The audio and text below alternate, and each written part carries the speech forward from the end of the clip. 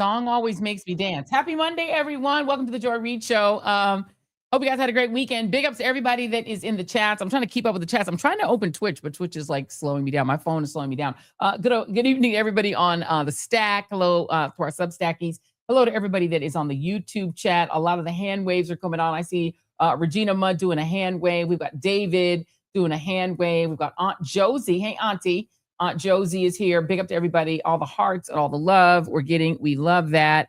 Let me pop on over to the Substack chat and check you guys out as well. Big up to everybody that's listening or watching on Facebook. Hello to our Facebook fam. Also want to big up everybody that is on LinkedIn. Who knew you could watch content on LinkedIn? We love that. So thank y'all for watching there. Also big up to everybody that is watching pretty much anywhere that you are.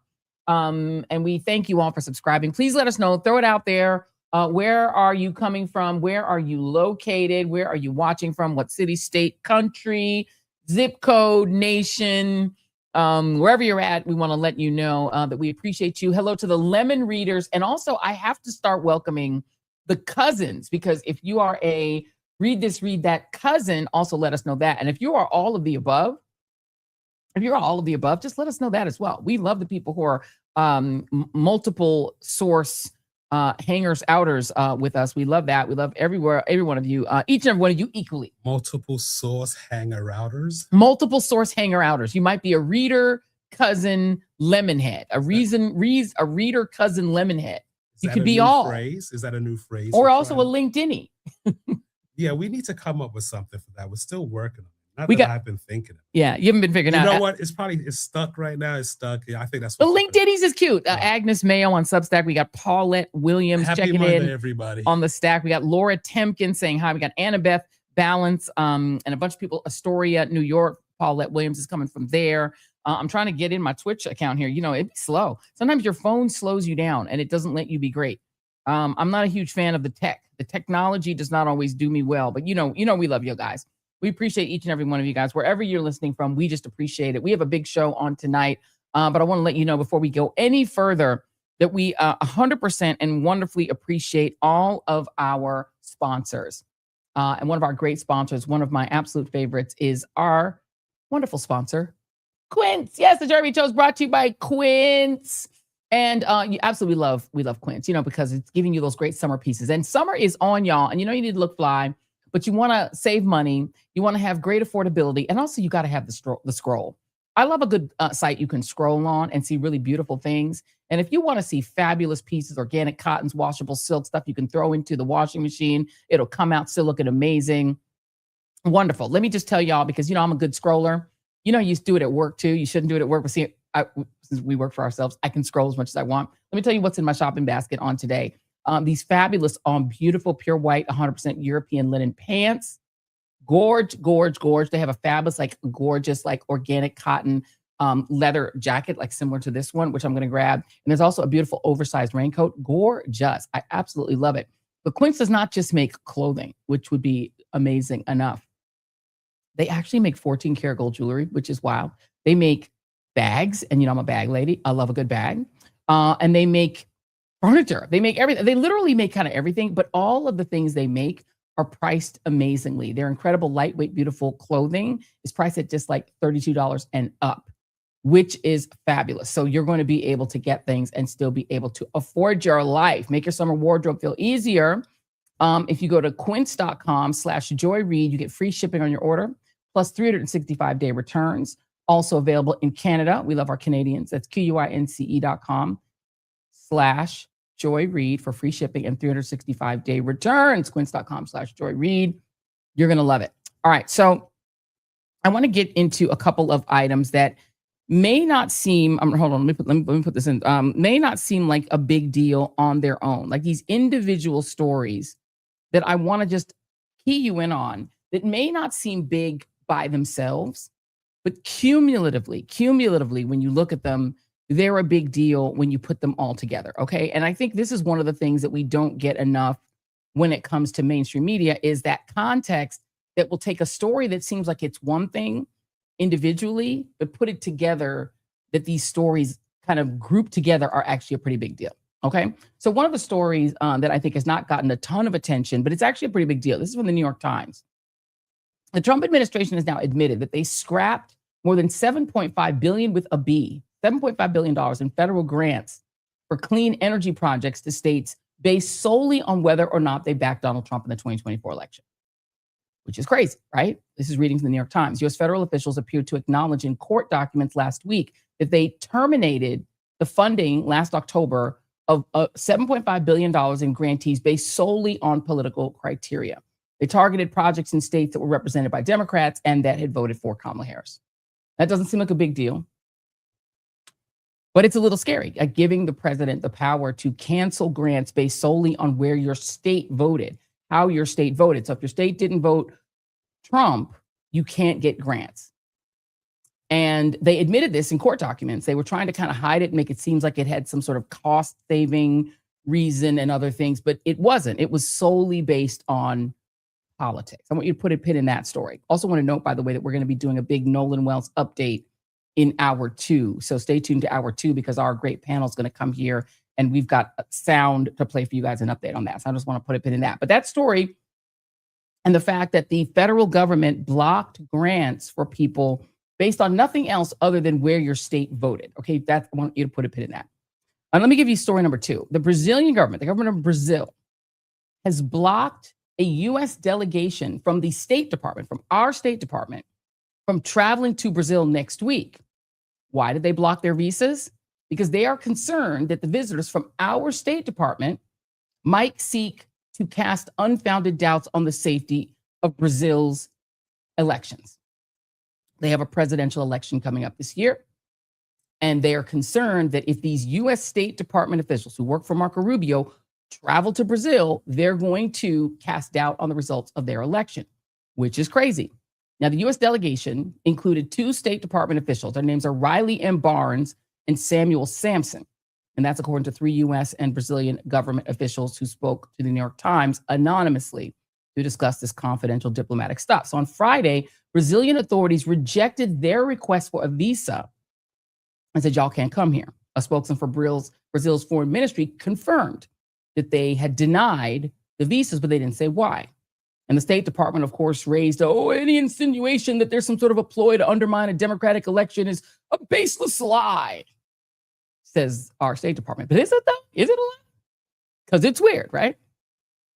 Because you should know that Brazil is holding an election in which the right-winger that the Trump regime is supporting is right-winger former President Jair Bolsonaro, who's literally serving prison time for insurrection, like Trump should be.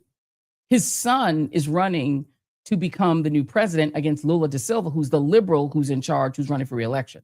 But the U.S. wants to defeat the liberal and put the younger Bolsonaro in place.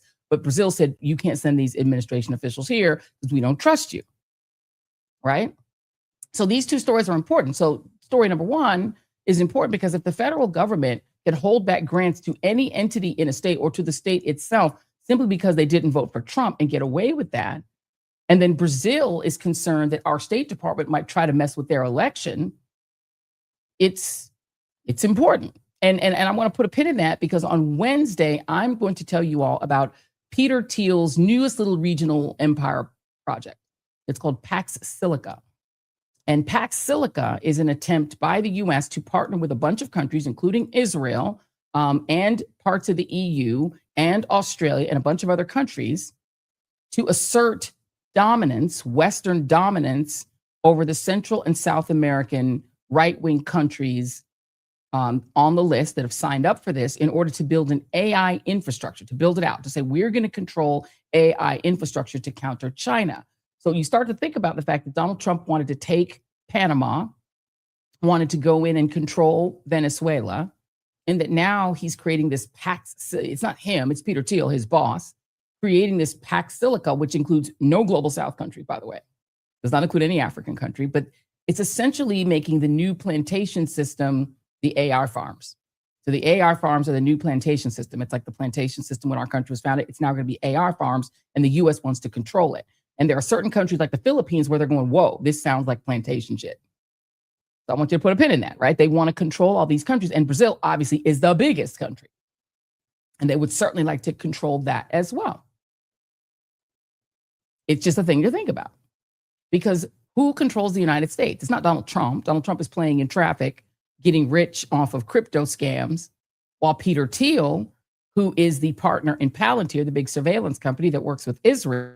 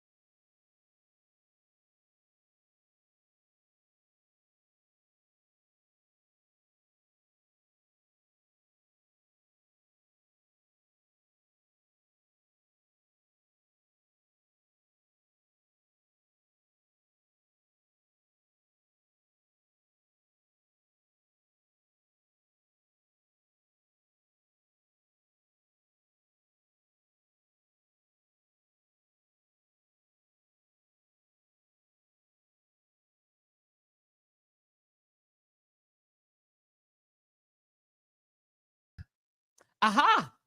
Hold on. Go ahead. You can go. I just got to load these elements again. Okay, Sorry, fam. I think I'm back. Oh, the gremlins and try to take us down, y'all. The devil tried to take us down. You see how we see what happens? I see you, Elon, and all the demons trying to, because you talk too much truth, they try to take you down, right? But thank you all to our team TJRS family behind the scenes, but also our wonderful friends on all the different socials who are still stalwartly with us. Hey, Joy, just give me a little time so I can get these elements back online. Then we yeah. can continue. Right? So take your time. Stretches, as we say, stretch. Take your time. Take your time. We made it back on. And we don't know what happened, but I will tell you, technology is its own beast. It's its own beastie, and it's its own mind of its own. But you know, some of us are a little bit conspiratorial and think that maybe sometimes people play around a little bit with the feed, but that's okay. We are back. But as I was saying, we should look at all of these individual stories as not individual stories. I never think it, as Malcolm Nance used to say, coincidences take a lot of work to put together. And there are very few coincidences when it comes to politics. And if you have multiple countries concerned about the US democracy flailing, which there is a concern in Europe, throughout the world about our democracy being still a democracy.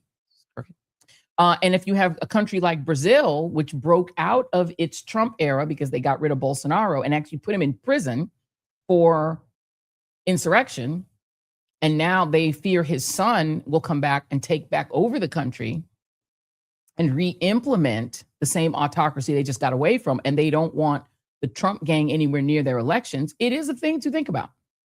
It is a thing to be concerned about.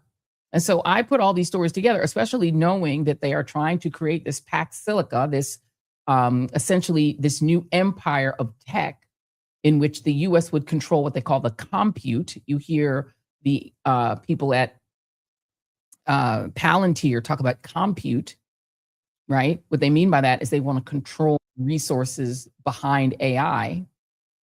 And they want to control that in all of these countries that they would like to be our new vassal countries in our region. And they want to make sure that China cannot play in our region, which makes you wonder, oh, maybe that's why they wanted to freeze China out of Venezuela. You start putting the pieces together, you start seeing not a conspiracy, but you start seeing patterns. And this is one of the things that I do like to look for is patterns when it comes to the news, because as I say all the time, it isn't just one story. It isn't just individual stories. They're all one story to me. And the big story is that this regime is attempting to recreate a kind of empire. And in order to do that, number one, Donald Trump needs to remain in power semi-permanently, or at least this regime that he is the face of needs to remain in power. And they need to control the region.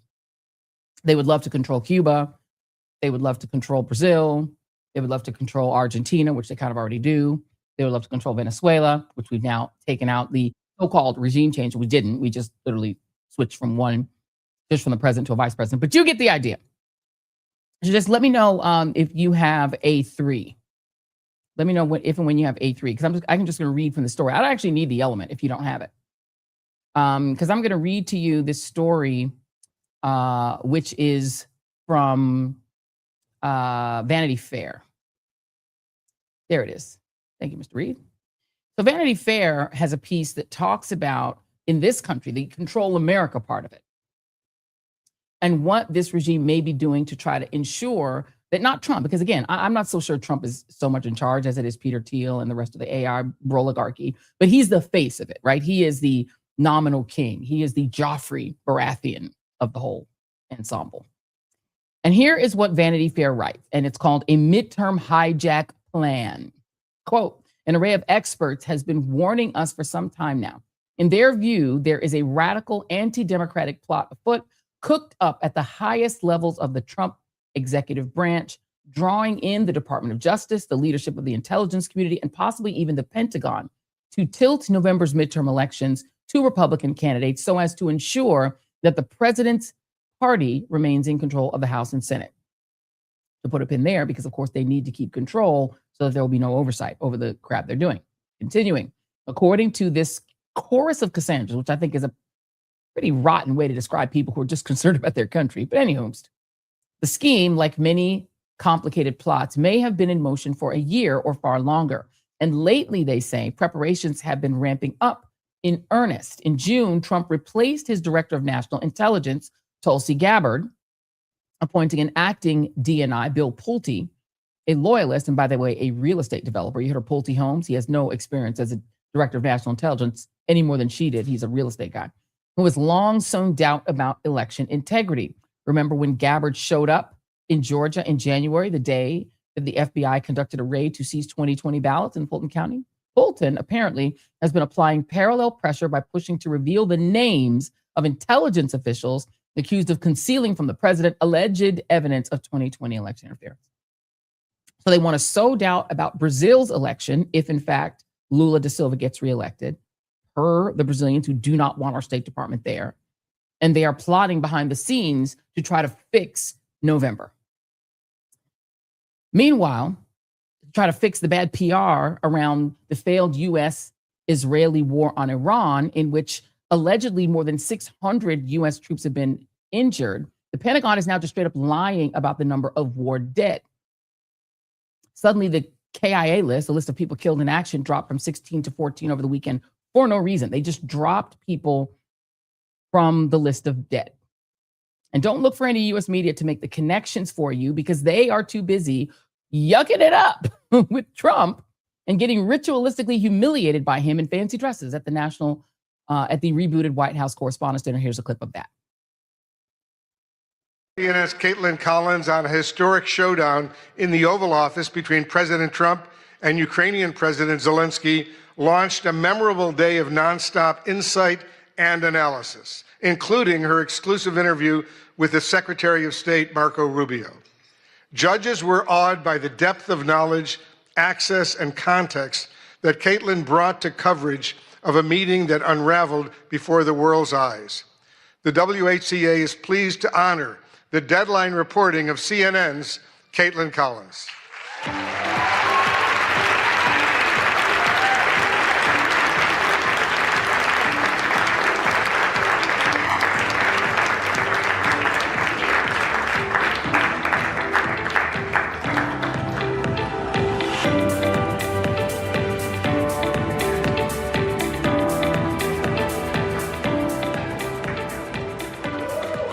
Let's give Caitlin another big round of applause. But I want to personally congratulate CNN's Caitlin Collins on receiving her award. It was all about me. It's a fake. She shouldn't get the award. It was a fake, but I didn't mind. I said, Caitlin, congratulations. But it was fake. There's no question about it. But she's a young, attractive woman. She never smiles. I said, Caitlin, do you have a smile? Smile. You have a nice position. You're at CNN Fake News. You should be a happy person. So smile, Caitlin, just smile. But we attack, and I thought Caitlin had really made it big with a major new sponsorship, but then I informed her that it wasn't her on the Bud Light can, it was Dylan Mulvaney. And Dylan Mulvaney cost Bud Light $35 billion in market cap. Okay, that's enough. That was that's the enough. worst commercial ever made, by the way, for those few people. Yeah, okay, we got it. We got it, Donald. Yeah, we got it. Joining me now is Wajahat Ali, co-host of The Left Hook on Substack, former national security official Miles Taylor, also available on Substack, and Michael Fanone, law enforcement analyst, Gen 6 hero, retired police officer, and host of The Michael Fanone Show. Waj, I do want to go to you first because I forgot that the White House Correspondents' Dinner was happening, to be honest with you, on Friday. I don't remember until a group chat that you and I are both on reminded me it even happened at all. But then when I went back through and watched some of the clips, all I saw was the ritual humiliation of a media that isn't putting two and two together to pay attention to the actual crises among us, ahead of us, right? We face real genuine crises in our democracy. And it alarms me that our media is yucking it up with the administration in fancy dresses. Your thoughts? And taking the humiliation. I'm not here to kink shame anyone. If you want to be a power bottom and wear a gimp costume for the rest of your life and be paddled and mocked, who am I to say? And sorry, Miles, I know you got babies over there. But the mainstream media is the remora on the anus of Donald Trump. They will ride him up, they will ride him down, and they will not change. Peter Baker of New York Times said, maybe it's time we reassess doing this White House Correspondents' Dinner. I'm like, really? The ritual humiliation for the past 10 years where the President of the United States has quoted Stalin and said that you're the enemy of the people, where he has incited stochastic terrorism against you and your colleagues. The fact that Don Lemon got, these pipe bombs sent to him by Cesar Sayoc, who, by the way, was radicalized in part by Fox News and is in jail right now. The fact that Donald Trump has openly encouraged, violence, humiliation against this corporate press. The fact that he has mocked and ridiculed your colleagues, especially women, saying, "Shut up, piggy." The fact that you would allow your employee, Caitlin Collins, to go to an event and be humiliated like that by the President of the United States of America. No one forced these people to go there, Joy. And when you actually participate, are you not complicit? Are you not collaborating? And because I always bring receipts, there's this quote that's always been stuck in my head for 10 years. And I think you remember this. Les Moonves, the former chairman of CBS, yes, that's CBS, 10 years ago, folks, go check it out. He said the following, and I love this quote for its purity. It's so honest. He said, Donald Trump might not be good for America, but he's great for CBS. He's great for business. Jeff Zucker, the former head of CNN, when asked, do you regret the role that you played in creating Donald Trump about 8 years ago, he said, no, I don't. In fact, he was taking phone calls with Donald Trump, if you recall, during the 2015-2016 ramp up, and he thought it was great for business. They gave Donald Trump millions of dollars of free airtime. As you remember, he could just simply call in. And so Donald Trump said something. I hate saying this because I hate giving him any credit, but he was right about one thing yesterday. He said, when I'm gone, you're all going to go bankrupt. You're all going to go bankrupt. And he actually did accurately kind of talk about the fact that Donald Trump can only exist thanks to the mainstream media. He literally is here, this convicted criminal, this rapist, this man who is corrupt as F, this man who incited a violent insurrection, this man who's led us in this unwinnable failed war, because mainstream media created him. The Apprentice. Without The Apprentice, there's no Donald Trump.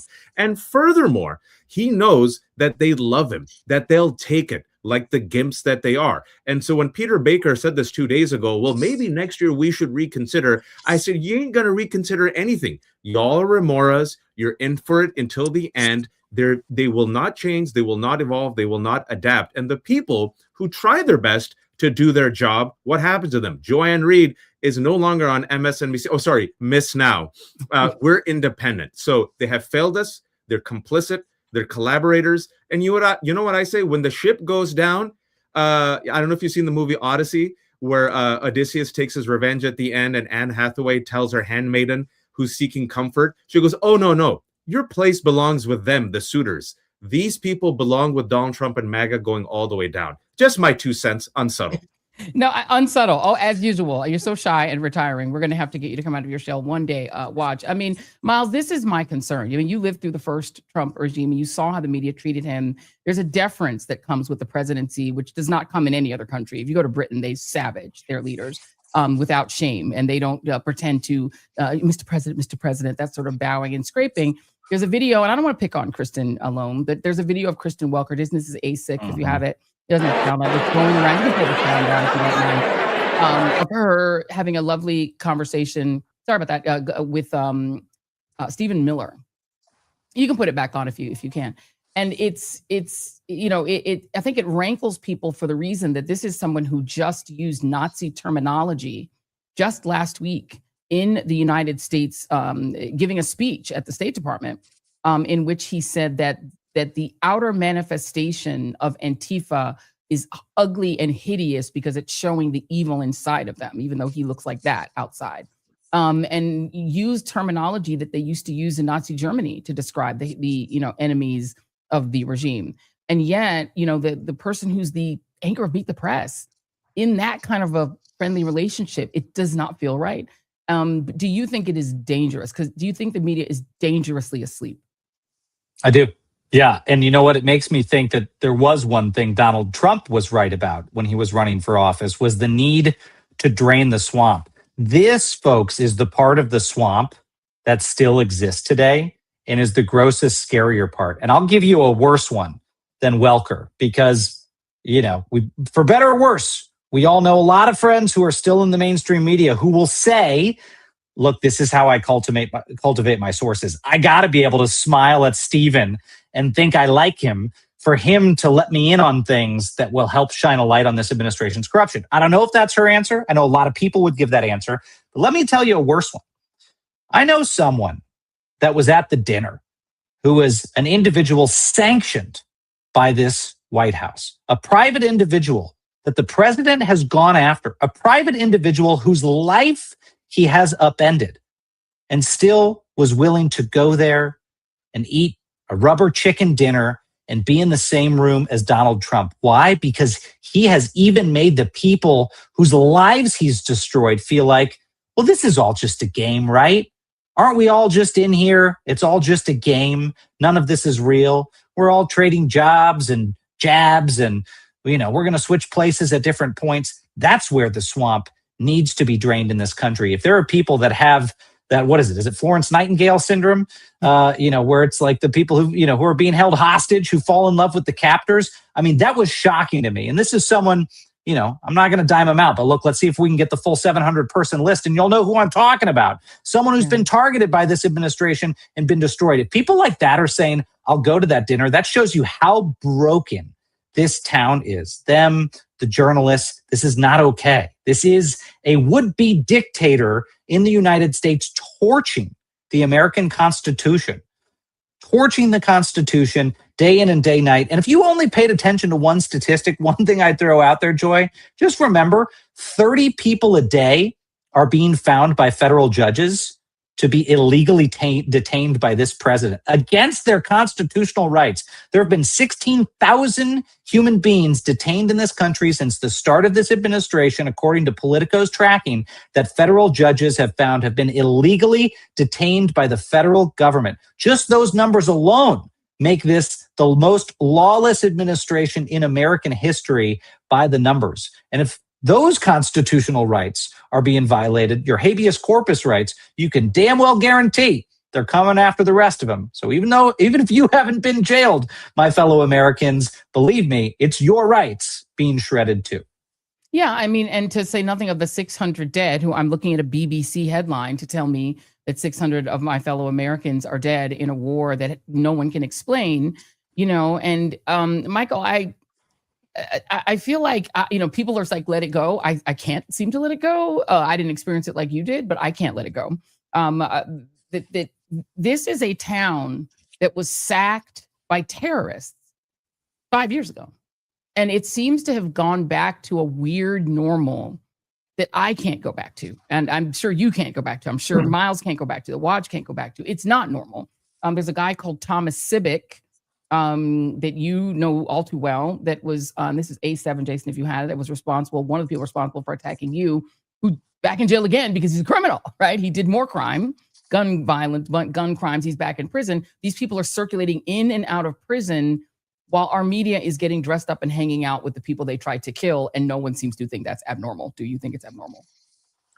Yeah, and I mean, normal people think that it's abnormal, Joy. This is, we talked about it the last time you and I had a conversation. A lot of it is about access. Your former colleagues who want to maintain access. A lot of it is, the social structure of Washington, D.C. I mean, they're able to get in the same room as Stephen Miller because their lives are not adversely affected by people like Stephen Miller, people like Donald Trump himself, because they're rich and they are in Washington, D.C., and they exist in the Washington, D.C. social structure.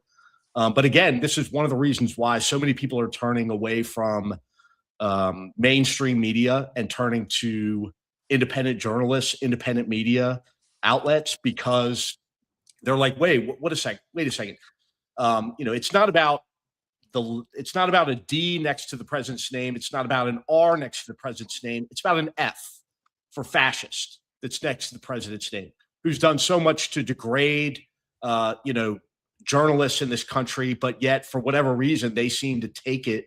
And I don't know. I mean, I don't think it did anything to benefit anyone's career in that room, because like I've said so many times before, the American people are watching. We know who's complicit in this fascist takeover of our democracy, and we'll remember it when the ship has been righted, and we'll remember all these people. Hey, look, Caitlin Collins was the butt of a joke, but still she went. And we'll remember that Caitlin Collins was there in that room, and we'll remember the role that she has played in normalizing this behavior, just like we'll remember the role that everyone else, all the other hosts have played. And, I think they'll be joining me on the unemployment line pretty soon. I and I have to say, Waj, because you and I both worked for these mainstream outlets. Like I've been to that dinner, not when Trump was there. I refused to go when he was president. But even when President Obama was there, I'm gonna be honest, there's something about it. I went a couple of times. That's when I got COVID, by the way. So God was telling me, don't ever go to that dinner again. But there's something about it that didn't even feel right, honestly, even then, because it isn't a weird juxtaposition. You are here to tell the truth about the administration, whether they're a normal administration or an abnormal one, good or bad. You're there to beat them up and hit them when they're wrong. And yet you're in this strange relationship where you're sort of treating them like celebrities and they're treating you like celebrities. And then there are actual celebrities in the room. The Kardashians are there sitting at a table somewhere. Like, none of this is normal. But what really worries me about it, I mean, and I understand the pressure to go, and everyone feels like it's such a sort of an almost a job benefit to get to go. But you're not really, I don't understand it, particularly now when We're sitting here deeply concerned that this regime is going to try to steal the next election. That is what I want my journalists doing, is finding out how they're going to do it and helping us figure out how to stop it.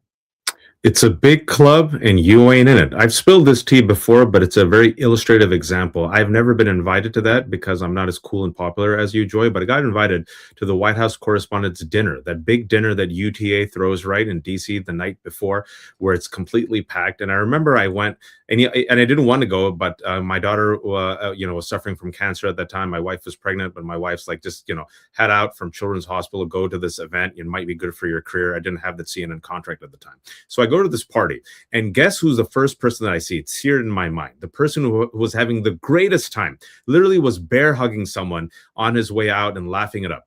Sean Spicer. Sean Spicer, for those who forget, was Donald Trump's first White House press secretary. What was Sean Spicer's first job as White House press secretary? Y'all remember, after the inauguration, he came and did what, Joy? Lied to the world, gaslit all of us, especially the press, and said Obama didn't have as big as inauguration as Donald Trump did. Donald Trump's crowd was bigger. And clearly we saw the evidence of our eyes. Bro, you are lying.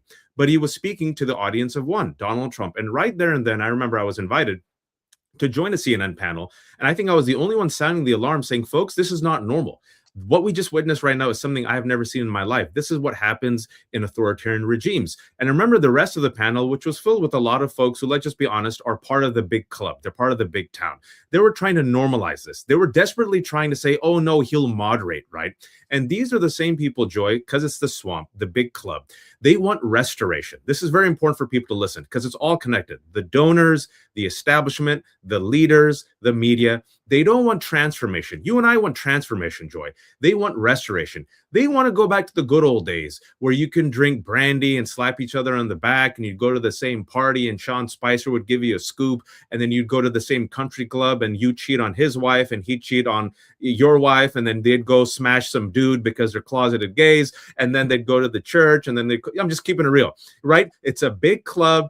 We're all friends. But then 10 years down the line, Joy, there's another line from The Bourne Identity that when I saw that Kristen Welker laughing it up with Stephen Miller, it's so disgusting.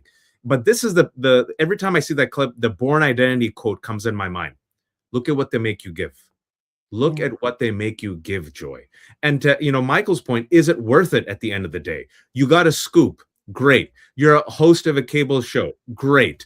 You got a book deal. Great. During a time when literally we have a dying rapist fascist who is covering up the Epstein files and is clearly attacking democracy and unleashing the plot to take over the elections, you're sitting there mucking it up with Stephen Miller, the architect of this cruelty where immigrants are being terrorized and citizens are being killed, and he's a straight up white supremacist.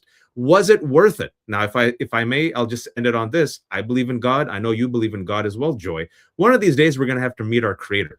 And do you want to meet your creator with a face that says, you know what? I lost that cushy job. I lost the access, but I had my morals and my integrity. I fought for the marginalized. I was a journalist. People trusted me. I did my best to speak truth to power. I did my best to dispel falsehood. And guess what? You have to be biased, because if you're a journalist in America, yes, you can't both sides fascism, because fascism is entirely against the democratic project and against the fourth estate. And you sat there and you laughed it up with a white supremacist who has unleashed ICE to kill people. Look at what they make you give, Joy.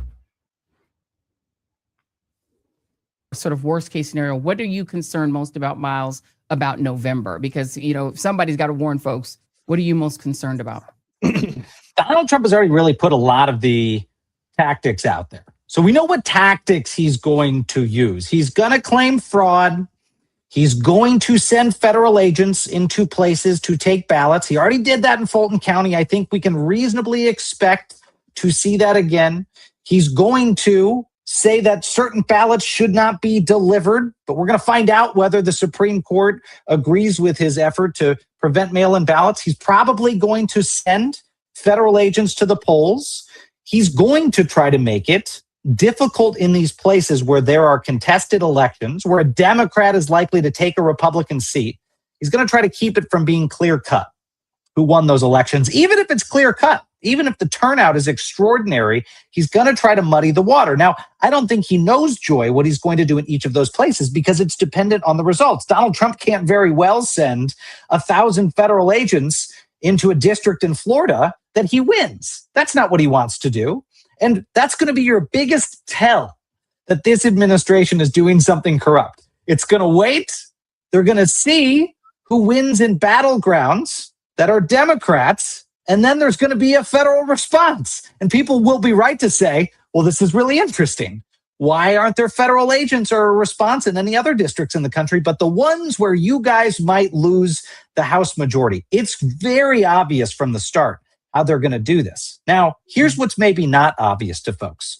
We're much more prepared this time than we were last time. When Donald Trump claimed the 2020 election was stolen, even though people should have seen the warning signs. And I'll tell you, a year before that happened, I publicly revealed the warning signs. I said, listen, folks, he's already saying coups are afoot and a civil war is in the offing if he loses this election. He was already saying that. I warned publicly that that would end violently if it happened. And even still, you had his own White House chief of staff after the election in 2020 say, don't worry, Donald Trump will peacefully transfer power. No, he was wrong. Donald Trump was hell-bent on stealing that election. He had been hell-bent for years prior to it.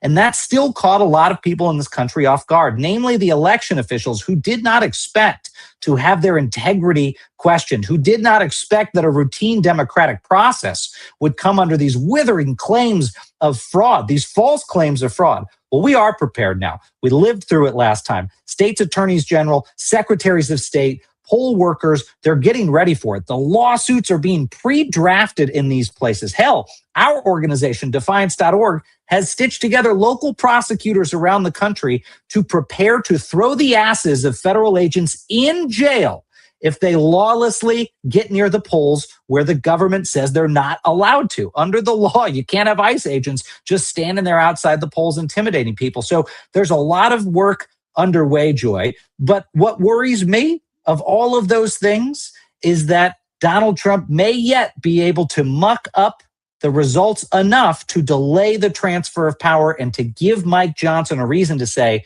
I'm sorry, I just cannot seat these new Democratic members of Congress. That will be scary. That will throw us into constitutional crisis. And the remedy is not going to be violence. We're not going to replicate Stop the Steal. We're going to do a Stop the Real Steal where millions of people take to the streets peacefully, lawfully, and defiantly to tell this administration to go fuck themselves and to give us our democratic rights back. I don't know if I can say that on your show, Joy, but that's how we're going to approach it. We're not regulated by the FCC, at least not yet. I'm going to give you the last word, Michael Fanone. Give us worst case scenario and what you think we should be planning to do about it. I mean, I think the worst case scenario is that everything that Miles Taylor just described occurs, that they stitch together, attorneys across the country, that the lawsuits are filed, and that the Trump administration still says, we don't give a fuck. We are going to do exactly what we want to do, and you're going to have to stop us. And even if we go to put law enforcement officers, federal agents in prison for, taking electoral machines, for intimidating people at the polls, eventually it's going to take another law enforcement officer to confront that law enforcement officer. And that's just something that we have not seen happen yet in this country. We've not seen law enforcement take the side of we the people. We've seen law enforcement officers take the side of this administration, whether it's local, state, municipal, it doesn't matter. I've yet to see an ICE agent who engages in unlawful behavior right before a local police officer's very eyes. I've seen nothing. And I haven't seen any movement on behalf of any of these agencies. So my fear is that people like Miles, that they do the job, that these organizations stand up against the administration. But then when it comes down to putting handcuffs on somebody, that there's nobody that's willing to do that in our law enforcement community. And my biggest fear is that all of that happens, and by and large, the mainstream media somewhat looks the other way, tries to normalize it. Yeah. Wajahat Ali, Miles Taylor, Michael Fanone, thank you very much. We're going to put all your links below. Everybody, please follow all these gentlemen. Thank you very much. Scaring is caring, we like to say around here. Thank you. Thank you. Thank you very much. All right. It's scary to think about, but we got to think it through. We got to think it through, and we hope that the media will step forward. And again, we're not trying to pick on any one particular person in the media. It's the media writ large. All right. Something that I did find kind of strange, speaking of the media, Jason, if you could play B1, please. Jamie, I was working with a small startup about a year ago who was trying to, through technology, essentially hack the TikTok algorithm. Views on Israel were 20 points more negative among TikTok users 18 to 30 than non-TikTok users, right? It was a clear dividing line. This was like a big gap when you see 20 points like that. And so this startup, I mean, God bless this woman. She and they tried all, and they couldn't get it amplified. They couldn't get pro-Jewish content amplified or even reactions amplified. It was clearly, and they couldn't, there was almost like a brick wall. I mean, there is a life before social media, life after social media. But ultimately, it's this goddamn technology, is it not? Like, I mean, social media showed up, and all of a sudden, everybody came for the Jews. But is it the social media, or are people just actually noticing what's happening? If you could play B2. Political campaign season is underway. We've come here just close to the border with Gaza. Crowds are beginning to gather. Right-wing members of Prime Minister Benjamin Netanyahu's governing coalition are going to be showing up here. These are the ministers who've been putting hundreds of millions of dollars into settlements. So go. Don't touch me. Don't touch you. I don't touch you. Don't touch me. But do you don't do a good movie? Huh? שלום, אנחנו פה מדברים מישראל, יש פה את הבן אדם ששונא את ישראל ובא והולך, אתה בא והולך אחרי זה שולח סרטונים לכל העולם. לא, למה אתה פה? למה אתם פה? תקשיב, אתה לא תצלם אותי. Hey. There are thousands of Israelis walking at the Gaza border today, accompanied by 9 Israeli ministers out of 24. So almost half of the ministers in the Israeli government are with them trying to set up new settlements in Gaza.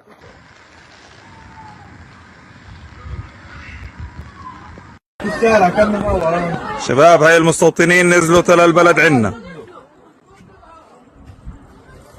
نزلوا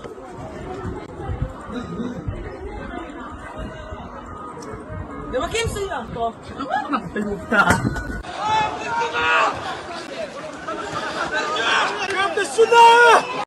Joining me now are our good friends, Krystal Ball, co-host of Breaking Points, and also Krystal Kyle and Friends, as well as Kyle Kulinski, host of the Kyle Kulinski Show and co-host of Krystal Kyle and Friends. Over 1 billion YouTube views. They're big around here. They are. We were talking about earlier how you guys are OGs in this space. Thank you all for waiting. We had a little bit of a strange technical glitch earlier in the day, so we're running a little bit behind. So thank you for waiting. Of course. I found it weird, Krystal. You and I both worked in the sort of NBC world, and it would have been unusual, I guess, for one of us to be sort of working with a startup that was about gaming the algorithms of a social media outlet. I found that an interesting clip, but not surprising that there are attempts to game the algorithm. What do you make of the fact that people think it's the algorithm, not the genocide? Well, I mean, imagine being that insane, delusional, or just that much of a liar to say, oh, it's the social media apps, not, oh, I don't know, the daily carnage we're subjected to watching in 4K every single day. I mean, we all watched our taxpayer dollars go to create the largest population of child amputees, go to, remember when all eyes are on Rafah? Rafah no longer exists now. Most of Gaza has been turned to rubble. But oh no, it's these pesky algorithms. And you know, what he says is very revealing too, because obviously then the Trump administration went forward with this sale of TikTok. The reason that all happened was because they did not like us seeing the reality of what we were doing in Gaza. And the thing about it is, so right now there is a lot of anger, Kyle, at Zohran Mamdani, the mayor of New York City, because he said something that is just a fact, right? That Benjamin Netanyahu is a war criminal. He's been adjudicated a war criminal. There was an arrest warrant out for him. And they're making it sound as if he said something horribly anti-Semitic. Right now, the Wall Street Journal has such an ugly headline, I won't even show it, but really accusing him of being an anti-Semite, all that sort of thing. But I just want to really play quickly that if it was just Mamdani, that'd be one thing, but it's kind of like everybody. Jason, if you could play B3. Netanyahu is a war criminal. genocide has been committed in Gaza. I think Netanyahu is responsible, and as a perpetrator of genocide, I think he's broken the law, and I think justice needs to happen, and that means him brought to book. I also point out one thing to you, Mr. Rufiankis. We do not trade with a genocidal state. The tragedy in Gaza has to stop. And now I will be very sober in my comment. It is not a political decision. It is a decision of a court of justice, of the International Court of Justice. And the decision of the court has to be respected and implemented.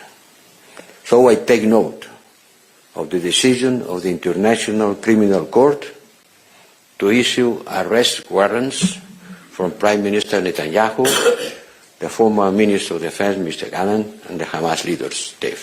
You know that political power comes from public opinion, and you know that you need to win the battle of public opinion, and you're losing it. You've absolutely lost it in Europe, but much more worryingly for you, you're losing it in America. Israel is behaving in a way that we think is incompatible with the kind of liberal democracy that we claim. Well, the liberal democracies, the ideas, the values that we cherish, exactly. Prime Minister, it really isn't just extreme radicals. There are huge numbers of people who are concerned about Israel's behavior, frankly, including people like me. There are about a dozen countries in Europe that are saying they would arrest him if he showed. That was the mayor of London you saw. But why does it seem that U.S. media is so stuck on the idea that something Zoran Mamdani has done or said is unusual? That's a great question. I don't know. I just think all the outrage over Zoran saying that is fake. I think all the outrage over anybody objectively describing what happens in Gaza is fake. I feel like it's totally mucked up. Somebody was on Fox News calling Zoran a terrorist earlier today. And like the same way that I rolled my eyes and thought that was ridiculous and everybody rolled their eyes and thought it was ridiculous, I feel like that's the reaction of most normal people, which is why the polls have shown there was a 67-point swing against Israel from Americans. And that doesn't happen unless you like routinely lie to people and they feel like, my eyes aren't lying to me. I saw what happened on social media. Every time you open your feed and scroll, you see like limbs of children and people starving to death and UN buildings being bombed and schools and hospitals being bombed. And I think something broke in the American psyche where now it almost doesn't matter. Usually the propaganda used to matter big time. Now it feels like if mainstream media is not discussing this in the proper way, that's just a loss for mainstream media. And that means that everybody else is coming to everybody who's telling the truth, whether it be on online media or elsewhere, because there's no denying the reality anymore. And we're seeing this reflected over and over now in Democratic primaries too. Yeah, I mean, the thing is, to stay with you for a minute, Colin, we're seeing in Michigan, AIPAC, which now has to use other names, right? They can't actually fund candidates in the Democratic primaries using their own names. So they're using UDP, United Democracy Project, which is them, right? They are going hard in Missouri against Cori Bush. They are spending record sums in the Michigan U.S. Senate primary to try to stop Abdul El-Sayed. We're now even seeing, I believe in Wisconsin, there is a Democratic socialist who's in, sort of running distance to maybe get a statewide office there. But AIPAC is having to spend a lot more, but also lie about who they are and lie about the issues to try to get their candidates in.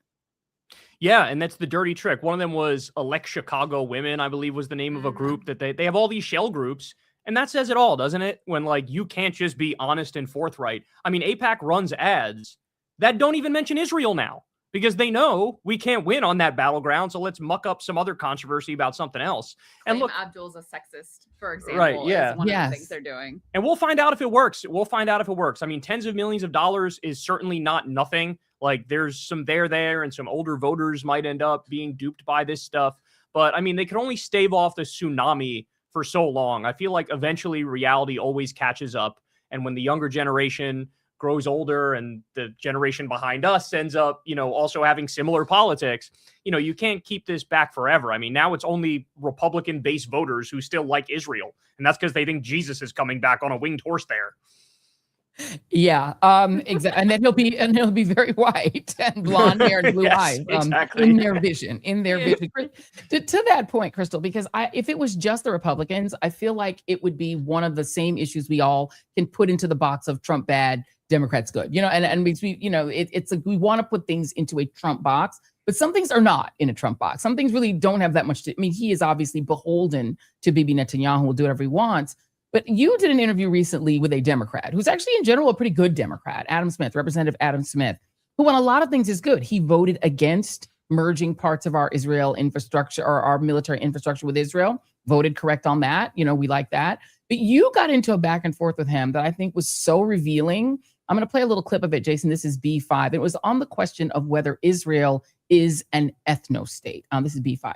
Got to get through this. Yeah. I got to get through this. Okay. So, if you have a situation where Israel is threatened on all sides, and I know it's like, well, no, it's not saying they don't have a right to exist, just they have to let all the Palestinians back in, and then effectively the Jews no longer control Israel. Okay. Well, I'm sorry, but don't you isn't the idea of equal rights for all ethnicities something that you, in theory, support as a Democrat? Well, sure, but the practical result of this is, if you say there should be equal rights within Israel, but if Israel allows it, they cease to exist as a country. No, they cease to exist as a Jewish ethno-state.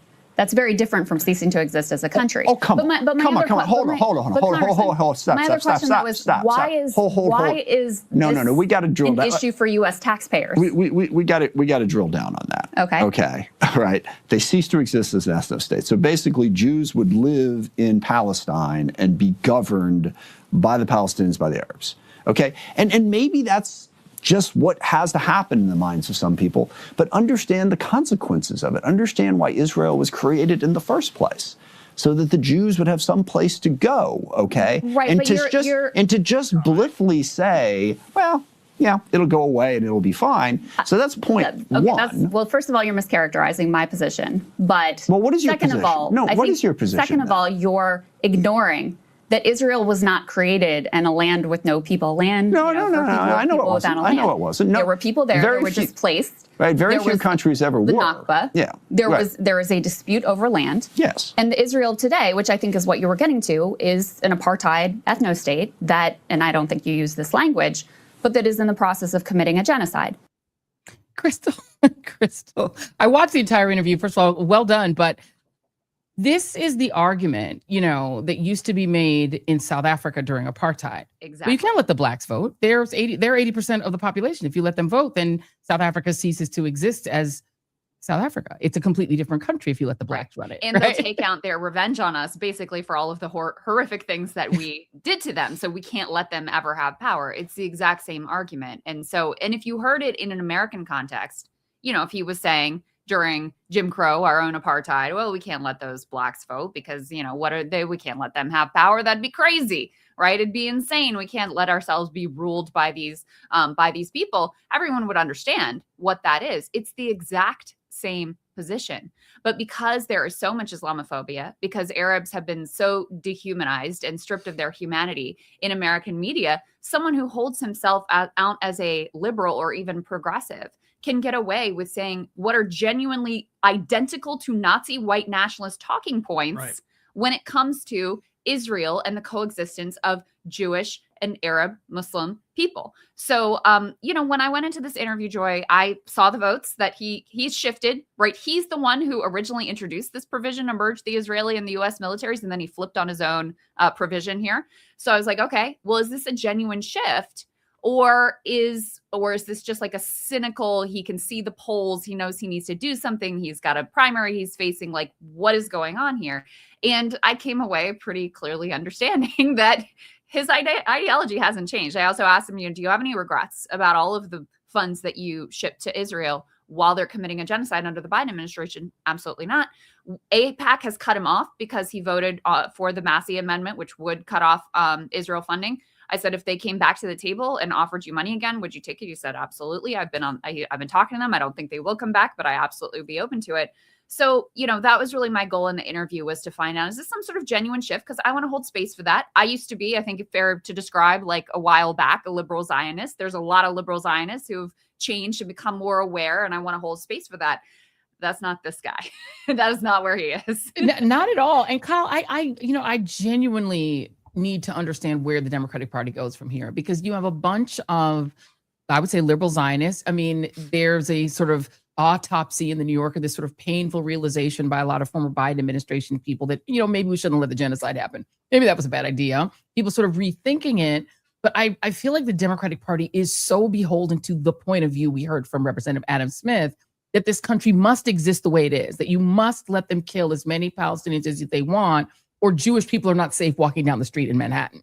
Like, if they can't kill at will thousands of miles away, Jewish people are not safe here. It is so nonsensical, but the Democratic Party feels locked in.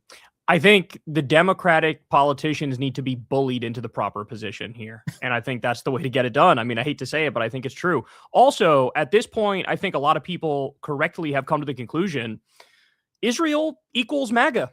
It just does. Like, the entire population, Trump polls very, very popular over there. Netanyahu clearly made his bed and decided, like, I'm going to be with the Republicans. That's the thing. And so for Democrats to walk around pretending like there's any hope of somehow, like, you know, having a good relationship with this ethno state and they're going to support you and like you back, and it's just not going to happen. There's no chance. It is by definition an ethno state. I like in your exchange, you were basically like, have you considered it not being an ethno state? And he was like, no, of course not. Why would I do that? That's insane. His argument was, come on. Come on, Krystal. Like, come on. Don't be ridiculous here. But, you know, I mean, they need to be bullied, but also they need to be kicked out of office. I mean, that's the other thing. Is like, and that's happening because as much as the media loves to play up, oh, there's a divide in the Democratic Party. No, there is no divide among the Democratic voters. The base is with us. The base is very clear-eyed. Yep. So are independents, by the way, like the majority of the country, but certainly within the Democratic Party. No, we've seen enough. We understand what's going on here. The only divide is between the base of the party and Democratic leadership. And that's what's playing out in these primaries. And Israel's not the only issue, but I do think it has become the most important litmus test dividing line issue because it says so much about you. You know, do you actually stand for these liberal progressive values? Will you stand up against big money? Will you fight when it is uncomfortable? And obviously that has enormous applicability to whether it's, you know, fighting big money interest or whether it's fighting against Trump and fighting for this country and against the rise of fascism, fighting for things like universal health care. Where you stand on this issue really says a lot to voters. And that's why it's become so consequential. All right, before I let you guys go, I have to get a prediction out of you. The Abdul El Sayed race, to me, feels like a watershed. Cory Bush's race does as well, right? I think if AIPAC can stop her again, I think they will consider that a huge badge of honor for themselves. But the El Sayed race is statewide, and it's in the Midwest, as is the Cory Bush race. In the end, do you think that he can overcome the propaganda? Ladies first, I'll start with you, Krystal, because they are throwing everything at him. He's a sexist. He's, you know, you name it. And I will be honest, from my point of view, he doesn't have a very solid Black strategy. Like, he was in Detroit, didn't have a lot of Black folks showing up at his events. So he's going to need a strategy to deal with that. But in the end, do you think he overcomes the UDP onslaught and gets that nomination? I don't want to make a hard prediction, but I will say I feel like Haley Stevens peaked a little bit early, and their tactics read is very desperate to me. You also haven't had polling come out from her side for a while, which seems to indicate that, you know, it's showing things that they don't like. So I feel good about that one. I also just want to shout out, you mentioned the Wisconsin governor's race, Francesca Hong, who is another DSA candidate, who is the odds-on favorite to win that Democratic primary, which, you know, again, the knock on the left, oh, you can only win in Brooklyn, and then it's, oh, you can only win in New York City. Oh, you can only win in, you know, a blue district in Colorado now. That's why this race with Abdul is so important, because they are throwing the kitchen sink at him. They do want to make an example of him. They want to be able to say, even with this candidate, who Abdul's a fantastic, charismatic, talented candidate against Haley Stevens, who was none of those things. Even with that landscape, if we put in enough money, we can win and we will defeat you. And that will send a message. And it will also undercut the ability of the left to say, like, okay, we can win anywhere in the country, swing state. This is a message that appeals to people. Yeah, Kyle, and last word to you, because I have long believed that the only way you can change a party is through a Tea Party type strategy. You know, give the Tea Party credit for the fact that they enforced discipline to the point where even Glitchy Mitchie was acting like he was Tea Party after a while, pretending to be MAGA. They were Glitchy Mitchie. Look at you. Now, he might be dead, so let me not be disparaging him in case he's deceased, because I don't know if he's alive. I can't. There's that swirling circle now. You know, there's a new picture of him. Again, they put up a new picture of him where he's supposedly still alive with a different pose, but okay, whatever. But I mean, it definitely feels like this is what the progressive base has to do, right? is the only way to make the party adhere, as you said, is to bully them by beating them in primary. So do you think in the end El Sayed could do it? And by the way, they're calling themselves the Hong Nation. She has like fans in Wisconsin. But do you think that he holds out and wins? I'm sort of torn, if I'm being honest with you. I mean, $50 million is just a tremendous amount of money that they're dumping in there, and that matters. The other thing that really scared me, if I'm being honest, is Haley Stevens faking the Obama endorsement. Yes. Because Barack Obama is literally the most popular politician in the country, followed by Bernie Sanders and then Zoran right behind him. And so I'm scared they're pulling out all the stops. However, I think what Krystal said is fundamentally true, that Abdul is a phenomenal candidate. He's incredibly talented. He's incredibly charismatic. She is lacking in all those, like, you know, retail politics departments that also matter. And so ultimately, gun to head, if I had to decide right now, I do think Abdul pulls it off. But I am white knuckling it over here, and I'm terrified. Same. Krystal and Kyle, two of our favorites. Thank you both for being here. Thank y'all for being patient. We appreciate it. And you can have Glitchy Mitchy. Use it anytime. I will. I'm going. You know I will. I know you will. See, that's the thing, is I know you will. All right. Appreciate y'all. Much love. Thank you, fam. Appreciate it, Joy. Bye. Thank you very much. And Jason, if you have, I got to show you guys two things before we go into our hour two. Welcome to hour two of the Joy Reid Show. We appreciate all of you being here. I have to show you guys something really quick. Jason, if you have B10, Mitch McConnell back in 1984, guys, you know, I love to go back in time. He ran an ad. This is when he was first running for Senate. This is how long this man has been around. I was in junior high school in 1984. Mitch McConnell was running for the United States Senate. And here is the ad that he ran against the incumbent Senator D. Huddleston. Job was to find D. Huddleston and get him back to work. Huddleston was missing big votes on Social Security, the budget, defense, even agriculture. Huddleston was skipping votes, but making an extra $50,000 giving speeches. I just missed him when D skipped votes for his $1,000 Los Angeles speech. Let's go, boys. We got him now. I was close at D's $2,000 speech in Puerto Rico. Me to D. Huddleston. Thank you very much. Come on. We can't find D. Maybe we ought to let him make speeches and switch to Mitch for senator. It's wild, right? That was literally his Ever ad. since this race began, another D. one where Huddleston his whole theme was that D. Huddleston is not available, not showing up for votes. And now he's not showing up for votes. They put out yet another proof of life picture. They said, if you have B11, so they just showed him with these bloodhounds, like trying to chase D. Huddleston down. That was his whole theme. And now they put out, here's the new one, yet another picture purporting to show Mitch McConnell and his wife, again, trying to prove another proof of life, saying that he's undergoing intense therapy, that he won't be back anytime soon, but one more proof of life. They didn't put a newspaper in this one, but it's weird, guys. It's very, very strange. And I hope that the governor of Kentucky just avails himself of the opportunity to just appoint someone. And we know who we would like him to put in. Charles Booker should just get appointed. All right, let me make one correction. I think I said 600 U.S. troops were deceased. 600 U.S. troops are injured, not deceased. It is allegedly 14 who have been killed in the Iran war. So we want to make sure that we're giving accurate information there. It is allegedly 14 deceased and some 600 injured. But again, we can't trust our government. We have no idea how many people have died. If you have not hit like and subscribe, please do that. We appreciate everybody who hits like and subscribe. And make sure, if you guys have not given us your proof of life, we want to know where you guys are coming in from. We didn't get a chance to say where our Twitchies were coming from. People are laughing at Glitchy Mitchy over on Twitch. The Twitchies are lovely because the Twitchies, like, they find that kind of stuff very, very funny. We got This says Icy Honey. It almost looks like the same picture, says T Devos.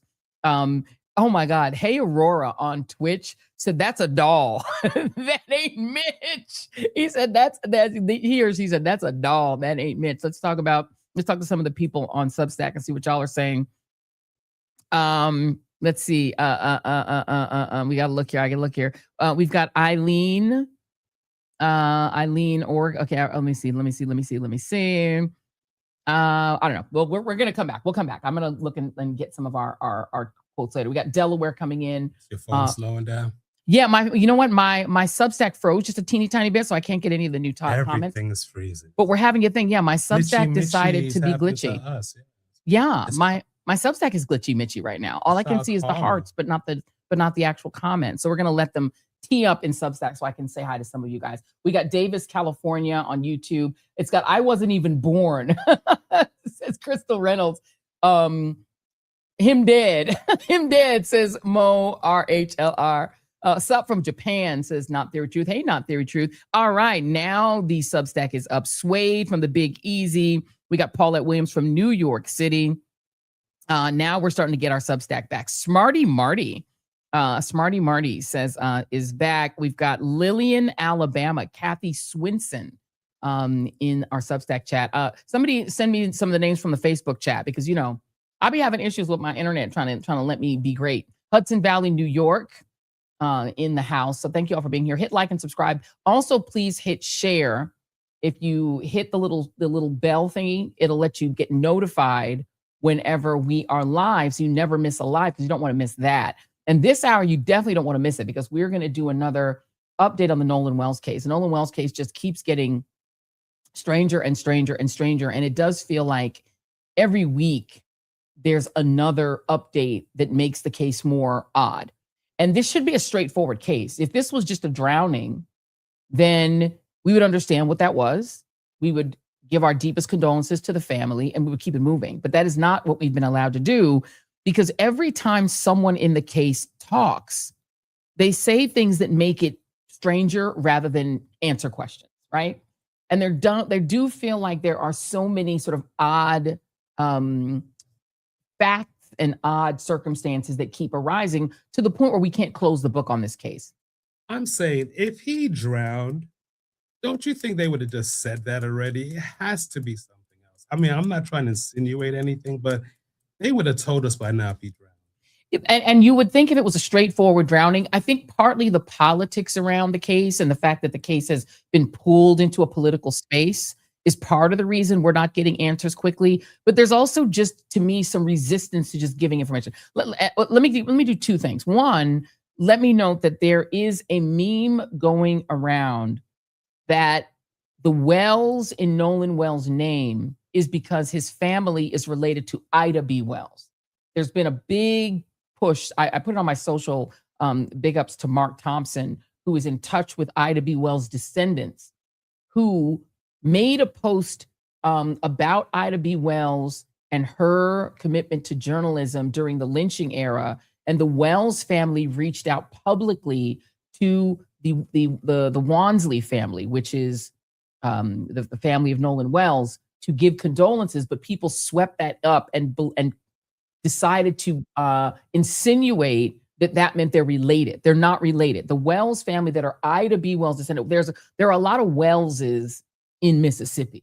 There's a broad Wells family. That's a very common-ish name in Mississippi. That does not mean they are directly related to each other. Maybe they are, they just don't know. But they're not related. Okay, let's just be clear. The Ida B. Wells descendants put out a statement about Ida B. Wells and put out a statement of support for Nolan Wells' family. They are not related. So I just want to throw that out there. Okay. Now, that's number one. Number two, but Ida B. Wells was from Mississippi, operated in Mississippi, had to run the hell out of there. She was born enslaved and then died as a independent newspaper publisher, talking about lynchings in the 20th century. She was born in the 19th century and died in the 20th century. I believe her sojourn as a slave ended when she was like 6 years old. So she had a story. There were people who were born in slavery in the 19th century and died in the 20th century, including my mother's grandmother. That's number one. Number two, the other thing that's made this case, that's given this case ongoing political currency, is that the person that the friends, these group of friends, who all claim to be the best friend of Nolan Wells. Every single person says they're the best friend. Each and every one of them says, I'm the best friend. So you have different people presenting themselves as the best friends who are different from the people the mom says were the best friends who grew up in her house. So now we have two best friends who have now given an interview to this guy called Brandon Tatum. Who is Brandon Tatum? Brandon Tatum is a right-wing Charlie Kirk, pro-Charlie Kirk or Charlie Kirk loving anti-Black influencer podcaster. He's a very popular podcast, probably like 3 million subscribers. And his shtick is to hate on Black people in favor of white supremacy. He is a peddler of white supremacy. And the way he makes money is that he says to white conservatives, all the worst things you think about Black people are true. It's what he does for a living. It is the way he makes his living. He's a former police officer. He calls himself Officer Tatum. And I want to play you a compilation of him that includes him attacking Nolan Wells' mom, which to me is so out of the box and so offensive. This is a grieving mother. He went on, of course, the podcast of our least favorite one of our sports broadcasters. You'll see him in a minute. And he attacked the mom. And here's a compilation of him. This is C1, Jason.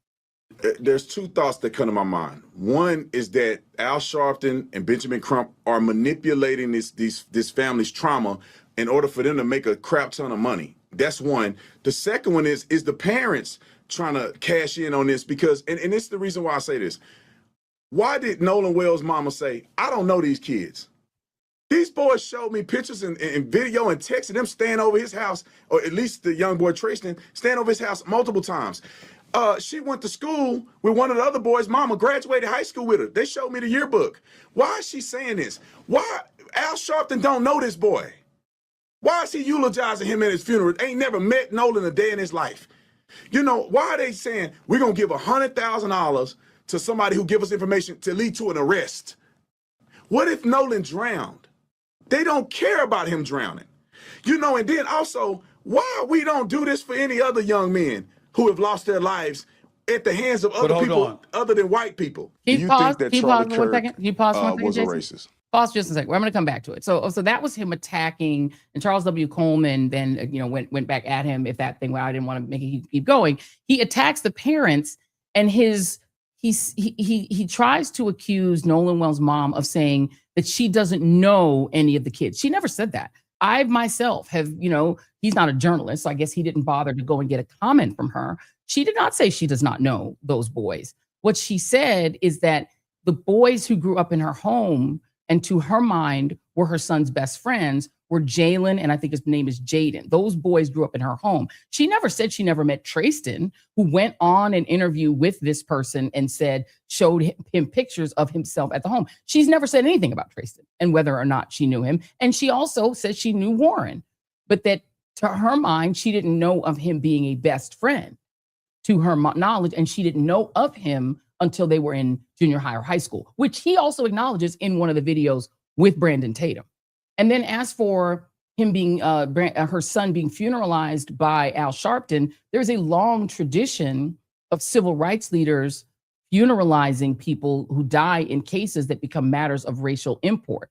This is something Dr. King did. Brandon Tatum would say Dr. King was a terrible person for doing that. Okay, keep going. People, do you think that Charlie Kirk was a racist? Yes, he said that black people were better off during slavery. No. Do you think that Charlie Kirk spewed hatred? Yeah, I'll say it to you. He thought you, as a black man, were better off during slavery. The foolery that you're saying right now is what got him killed. The leftist nut jobs pushing the same stupidity that you're saying right now is the reason why Tyler Robinson killed Charlie. This is exactly the same thing. You should be condemned. So you're saying you can't criticize somebody? Silly. So you're saying you can't lie. You cannot lie about any criticism, if you level any criticism of somebody, then y'all keep praying for me. I said, I want them to turn that place into a parking lot. I gotta preface it because somebody gonna clip this and put it on the internet. Not because of the Palestinian people per se, individual people, but because if you dare to do such an atrocity to people that I love, people that I respect, people that are chosen by God, you decide to do something like that, you should never have an opportunity to do it again. And it should be an example to everybody in the world. Most black men are silly like this guy, but the most racist people in America are black people, hands down. If you don't believe me, watch the clip. People who need correction about racial issues, what's your motivation for wanting to call out black people? Okay, so he said that he wants to see Gaza turned into a parking lot, so he's for genocide. And he also said the most racist people in America are black people. I will note that alongside Candace Owens, you will not be surprised, he is the co-founder of Blexit. He was a football player, a high school football player. His great uncle played in the NFL, but he was undrafted when he went for a position in the NFL. And he is only 39 years old. That's a hard 39. He looks a lot older, but I say good black don't crack, right? He's only 39. But this is his stock and trade. Okay, so that is one of the kids, Warren, he's still a kid, who did an interview with him that we played clips of it the other day, said in episode 4, in which he talked about he denied deleting anything off of Nolan Wells' phone. He said the reason that he chose Brandon Tatum to do the interview with is because he and his family and all his friends listened to his podcast. So now you see why they chose him, because the young men who are clearly, I guess, conservatives listened to that podcast that you just heard, that kind of content. What they listened to. So they felt comfortable talking to him instead of a journalist. Just saying. So we're going to get into that. I think that is important just to have some context regarding who did the interview. But now we want to get into some of the new evidence that has come forward that I think is important to get into and to be, very sort of particular about. And we're gonna listen to this context. But first, let me introduce our panel, and it is the people that you know very well and trust. Former FBI Assistant Director Frank Figliuzzi, who hosts The Bureau with Frank Figliuzzi. That's a great podcast. Also, our legal analyst Dina Doll, the co-host of the Legal AF podcast on the Midas Touch Network, and civil rights attorney and legal analyst Areva Martin. Thank you for being here, panel. So I previewed this for some of you, but I want to let you guys listen to two parts of what we now have as the distress call that was called in from the boat, and that one of the young men was piloting, or was sort of the pilot of. It was his grandfather's boat. And he is the person who, and I think his name is Kyle, Wyatt. His name is Wyatt Pyron. Wyatt is the person who is calling in because his grandfather's boat appears to be sinking. And he calls not 911. He calls a company called SEATOW, SEATOW. They are the company with whom the grandfather has a contract. So it's like a maintenance contract. So if anything goes wrong with your boat, you call SEATOW and they will come and tow you away. That's what this company does. Now, there's a local network called WLOW in Mississippi that actually obtained this audio. And so this is where we got the audio from. So I just want you guys to know where the audio came from. This is not from the internet. We wouldn't be using it if it was straight from the internet. People have seen it on TikTok. It's not. This local station got the audio. It is the original distress call. I'm going to play a version of this call that we sent to our guy, John. We have a great audio guy who pulled the hold music off the top of it. So there's hold music over the top of this, but he pulled the hold music off so you can hear the audio. But if y'all want to listen to the full 9-minute clip with and without the audio, you can do so on our channel. We posted the whole video to the channel. But let me let you guys listen to part 1 of this distress call. Here it is, C2. Connect you.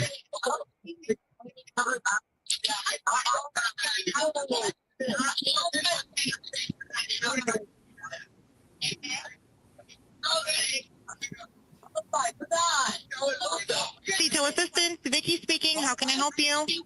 Hey, we're at the west tip of Horn, and our bilge pump stopped working. We're sinking. Can y'all please come? We have a membership. All right, of course. How far is the water coming up, sir? Can you give me a description? Ankles? Hello? Hey. Yes. How far is the water coming up, sir? It's coming up. We're just sinking. I don't know. Like we're going down now. All right. Well, let's get you going. Membership number or phone number listed on the account, sir. I don't know the phone number. It's either. I think it's. Try that. All right. I know we have a membership, like guaranteed. I don't have the tag on here. Unless you have a membership number or anything, it's okay. I'll get you over to the captain. What's the best phone number to reach you at? Reach me at 2. All right. And is everybody on board in good health otherwise? Yeah, everybody's How on many? board. All right. Do you need the United States Coast Guard? What? Do you need the United States Coast Guard? No, we do not need that. Okay, Frank, I want to go to you first because there's been a lot of speculation about that clip. There's been a lot of conspiracy theorizing about that clip and what people feel they hear in that clip. Do you hear anything unusual in that clip that would spur you as an FBI investigator to look further? So first, I if you're in distress, in real distress, I do question whether your first call would be to the towing company or not. But I'll give them that because they might just be in a minor mechanical failure with the bilge pump. Oh, okay. The question how that we're sinking, and then the question comes, how far up is the water? And he thinks for a minute and he kind of dismisses that question and just says, I don't know. We're just sinking. And so I don't, he seems rather casual, quite frankly. And even, dare I say, so casual that perhaps his words are slurred. I don't know whether that's an accent that I'm not familiar with or whether he's somehow impaired. I'm not in a position to judge, but that's what I hear. Is everyone okay on board? Is everyone otherwise healthy? Yeah, we're fine. Do you need the Coast Guard? She's doing the right thing. How bad is this? No, we don't need that. So, I mean, can I glean a lot from this? No. Am I struck by the casualness and informality of it and not knowing how far up the water is? Yes. I don't know what that means. And I will add to this, Frank, that if you keep going, I didn't want to play the full 9 minutes and belabor the full 9 minutes. He eventually says that they are in 31 feet of water. Yeah. He says they want a tow to Fort Bayou. He says there are about 7 people on board. At first, she says, how many children are on board? He says, there's nobody on board. Then she says, well, how many humans are on board? He says about 7. Then he explains the type of boat it is, a Triton 22 offshore sea flight hull. He says that's the kind of boat. He gives the degrees. He gives their exact location, what their sort of north degrees, et cetera, their geographic location, et cetera. But to your point, I will note that Warren, who is the other friend who gave the interview to Officer Brandon Tatum, said they were all drinking. So I think you can surmise that they're drinking because he sounds like he's drinking, right? So if you're sinking in 31 feet of water, does it strike you as odd that you wouldn't call the Coast Guard? Because that's deep water. First, it strikes me as odd that, and again, I'm not an expert on Horn Island and where they were, leaving from, but it strikes me as odd that they got into 31 feet of water with this mechanical problem. And I'm just wondering how quickly they got into that kind of depth, not realizing the bilge pump wasn't working. And also, I would say if I were in 31 feet of water and the bilge pump's not working and the boat appears to be sinking, I'd probably have more of a sense of urgency in my voice. That's just my opinion. Yeah. Dina, for you as well, do you hear anything unusual? I was struck by that same thing. And I think I heard the longer part where she asks about the adults, and he definitely seems like he's slurred. He doesn't seem to completely be understanding what she's saying. Perhaps there's also background noise going on as well. Yeah. But it's, to me, it does sound less like an urgent call than a chaotic call. They don't know what's happening. He doesn't even really know how many people are on the boat. When she said about 7, maybe they hadn't even counted. Was it that important to him to even know how many people? I always think, okay, if this goes to trial, like what would that appear like in front of a jury? And it doesn't appear like somebody who's being very cautious, right? Let's say, or clear-minded enough to even perhaps know where their friends are, how their friends are. There's definitely a casualness to it. And it seems like somebody who's not really completely coherent enough to be the captain of the ship. Yeah. And Areva, what's happening now with this clip, it's all over TikTok. It's all over social media.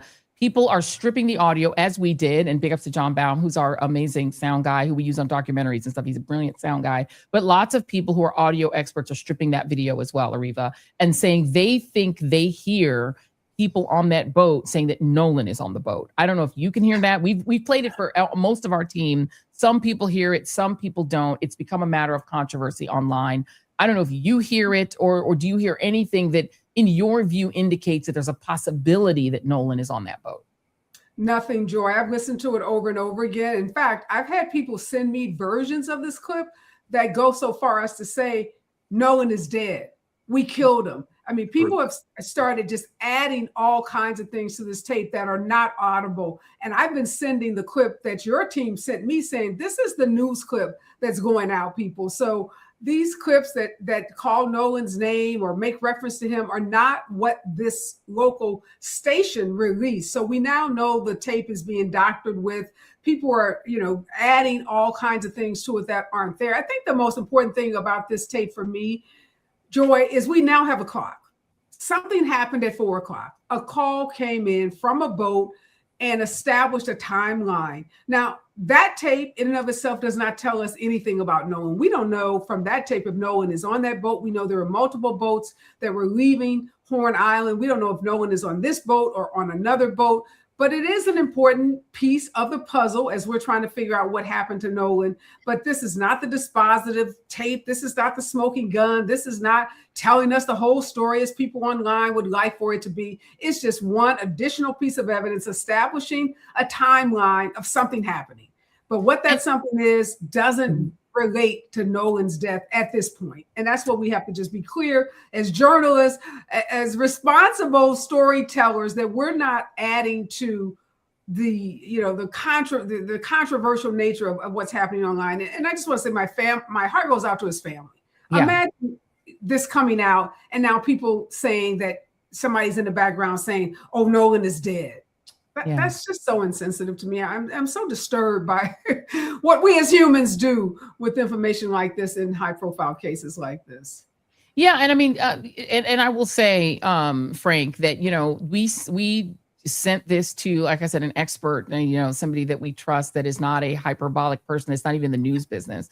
That is, we wanted to try to clean that audio if we could, because so many people were sending it, frankly, to me as well. With slowed down with like sort of words on it and things like that. And, I wonder from your point of view as an investigator, is there technology that exists beyond what we had with our audio professional that can make background noise like what you hear, you can hear there's frantic stuff going on behind the caller. Like that's very clear. Somebody behind the caller is yelling. I hear an F-bomb, I think, going off at some point. You hear a lot of yelling. But they could also just be panicking because there's water coming in the boat, right? That would scare the heck out of me as well.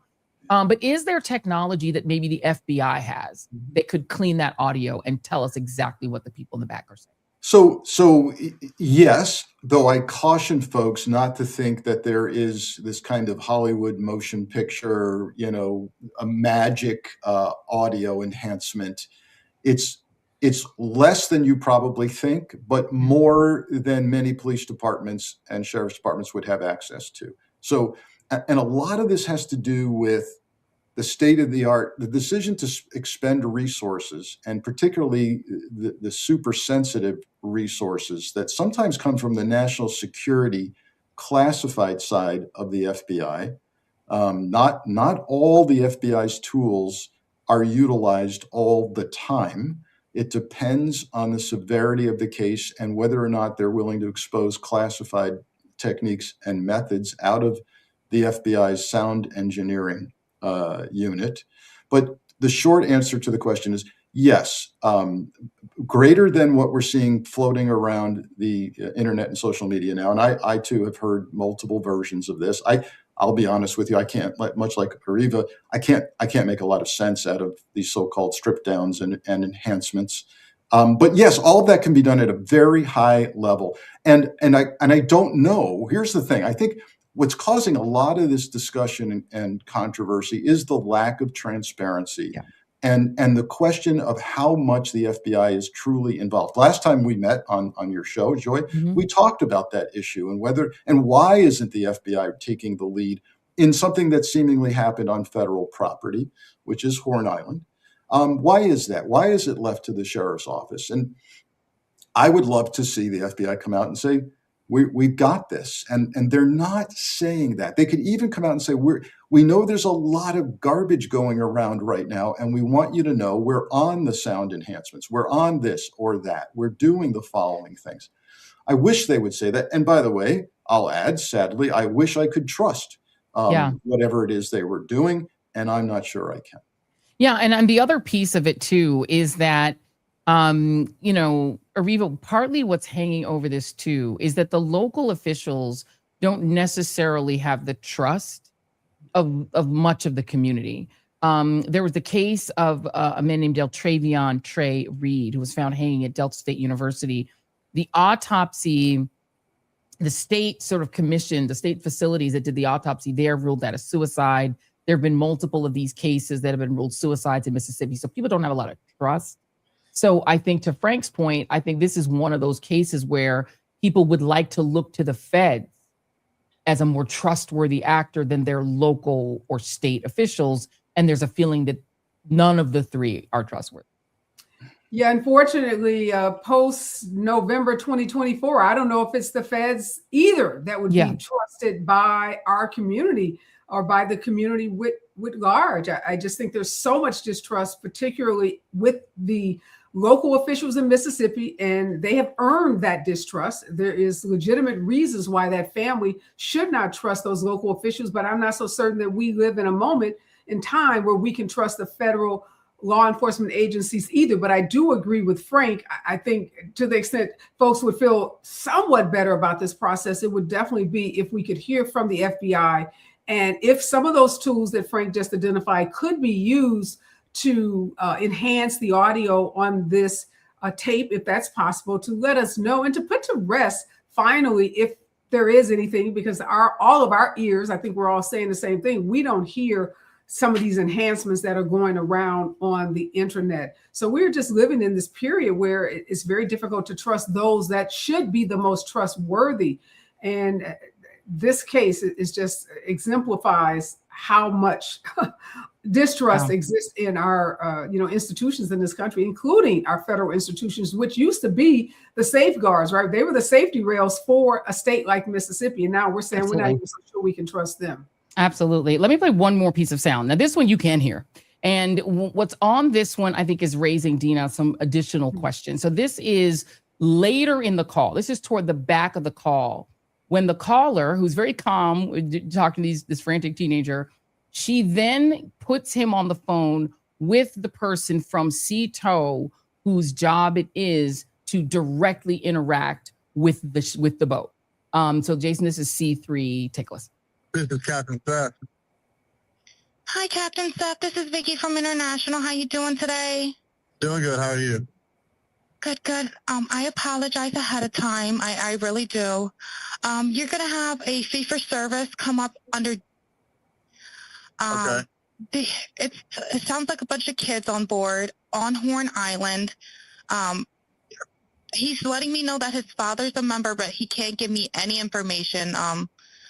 And he's saying the boat is sinking, and he's on Horn Island. It's just unfortunate. He's just a kid. There's a lot going on. So he said there's about a lot of people on board. He says he thinks about 7. I'm guessing they're all under 18. And I'm not trying to be rude. He wants you guys to go out there and unpump the boat and then tow it in. Do you know what kind of boat it is?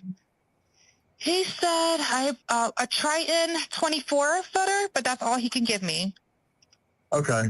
All right. Yeah, I just actually got off the phone with his grandpa, who I'm guessing is the owner of the boat.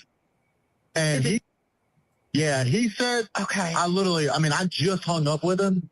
He said that they don't need any help right now, but if something changes, he'll call me back. So I'm guessing that they may have figured it out, because that's what he said. So they're in a panic and their boat won't crank. Yeah, they're in a panic. He's saying the bilge is not keeping up. I asked for Coast Guard. He said no, but he's just really upset on the back end. And, I get it. It's a kid. He just doesn't understand. Okay. Do you still have him on the line? Yes, I still have him on the line. And again, I couldn't find he couldn't give me anything regarding his grandfather's, membership. So it's just under fee for service. Okay. All right. Yeah, I just talked to, if you want to, I mean, we're so tied up right now. We can't really do any non-member jobs right now. Is he a member? Did you find out if he was a member or not? Yeah, but I'm not sure if it's his boat or what. I'm not sure what's going on with it. But yeah, transfer the kid over. I'll talk to him, and then I'll call his grandpa back as well. So Dina, what a lot of people are pointing out here is that if they were in distress, it's interesting that when the grandfather actually connects with Officer Jerry, whose job it is to save his grandson, he's told they don't need help. Yeah, I mean, it's a complete 360. I mean, your boat's either sinking or it's not sinking. Right. I mean, I'm not a boat expert. Frank seems like he knows a lot more about boating than even I do, but I don't know if you can magically, so that is very odd for sure. I mean, this is the problem. And, that we've kind of been talking about. There's the lack of transparency, the fact that the local said right away it was accidental, the fact that, Kash Patel sends officers to Lindsey Graham and not here. I mean, it is the online detectives can be very good, right? I mean, the Gabby Petito's family got a lot of answers from it, but we saw today with these weird, are they changing the audio? You have to be really careful about where you get the information, but I can see why people are trying to be their own detectives, because that is a perfect example right here on this release 911 call. I mean, are they syncing? Are they not syncing? And there may be a very perfectly reasonable explanation to that. But when you just look at it, I don't see how you reconcile the two. Yeah. It's odd. I don't know. It makes you wonder. Yeah. And that's the problem. That's the problem with this case. Hey, Joy. Yes. Go ahead, Frank. Let me, not to kind of disrupt this, but, and tell me if you've already seen this, but at 7:05 p.m. Eastern time, ABC News posted a piece on, here's the header. Witnesses told authorities Nolan Wells had, quote, heavy alcohol intake, unquote. This is coming from the Mississippi Department of Marine Resources, that asked witnesses as they were searching on July 5. There was a written email report saying that folks they had talked to said that Nolan Wells had engaged in heavy drinking. Now, it's essential to note that doesn't mean that it's true or not. It doesn't mean anything other than people, undetermined people, were saying Nolan had heavy alcohol intake. Just wanted to make sure that you were looking at that from ABC News 7:05. I'm looking at that right now. Yeah, I'm just looking at that headline. Thank you for pointing that out to me. Right. And then the other piece of it, though, Frank, that I would ask is witnesses told which investigators? Because we had a grand jury process started in which we were told by the state attorney general that no information about this case would be released until the grand jury. So now we're getting leaks that are showing up on the front, on the homepage of ABC News. Yep. Which investigators? And so this is the problem. I feel like, Frank, the reason this won't die down, stop, that the speculation won't stop, is you get these leaks, you get bits, you get pieces rather than just an answer. And to me, it feels like the local officials could end this. If they have this information, and Warren also said in his interview with Brandon Tatum that all of them were drinking a lot. Like he said that. So that is something that actually matches for once with what everyone is saying. But if this was an alcohol-related drowning, don't you think that officials should just say that and put the family out of their misery?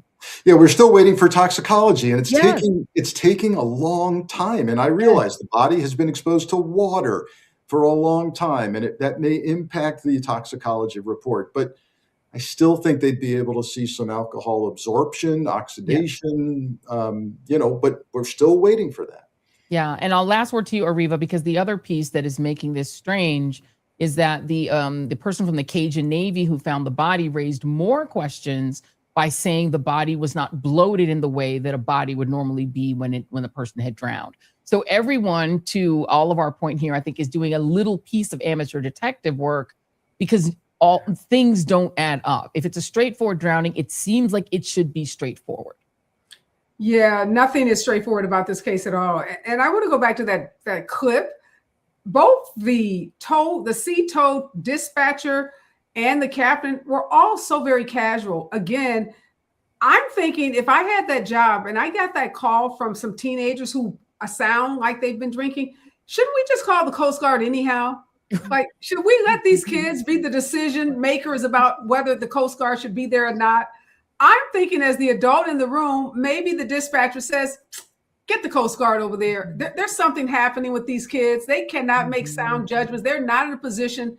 31 feet of water is a whole hell of a lot of water. I don't know how wide this boat is or what the depth of the boat is, but if the boat is sinking, the boat would have been sunk by now. So that's another big piece of this is like, not only what is not coherent, the adults that got some information about a sinking boat didn't seem to be all that stressed or pressured. And I'm thinking as an adult, I would want somebody that's clear-headed, that knows boats, knows water, and knows that island to get over there ASAP to check on those kids. Common sense. I wish it was more common. Areva Martin, I wish common sense was more common. We wouldn't be here, and the poor family would have some answers, which they deserve. Areva Martin, Frank Figliuzzi, Dina Doll, thank you. We really appreciate your expertise. Thank you so much.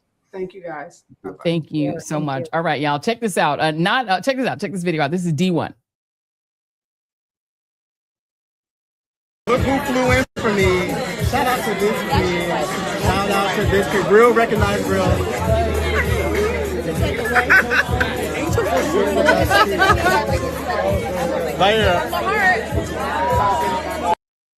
You know, not just anybody could get the great Angela Bassett to show face in the place, but our next guest has done that and more. Lamar Richardson is a 3-time Tony Award-winning Broadway film and television producer focused on championing underrepresented voices and ushering in culturally resonant stories across stage and screen. In 2026, he made history as the youngest Black lead producer to win a Tony Award in one of the ceremony's top production categories at age just 33, at the young age of 33, and became the 4th overall following Ken Harper, Oprah Winfrey, and Glenn Davis. In 2024, he also made history as the youngest Black producer to win 2 Tonys in one season at the tender age of 31. And Lamar Richardson, you can see him right there, joins me now. Hey, Lamar. Hello, Joy Reid. How you doing, history maker? So talk to me about this. What was this party? How did you get all these celebrities to show up? Other than you being obviously an award-winning genius.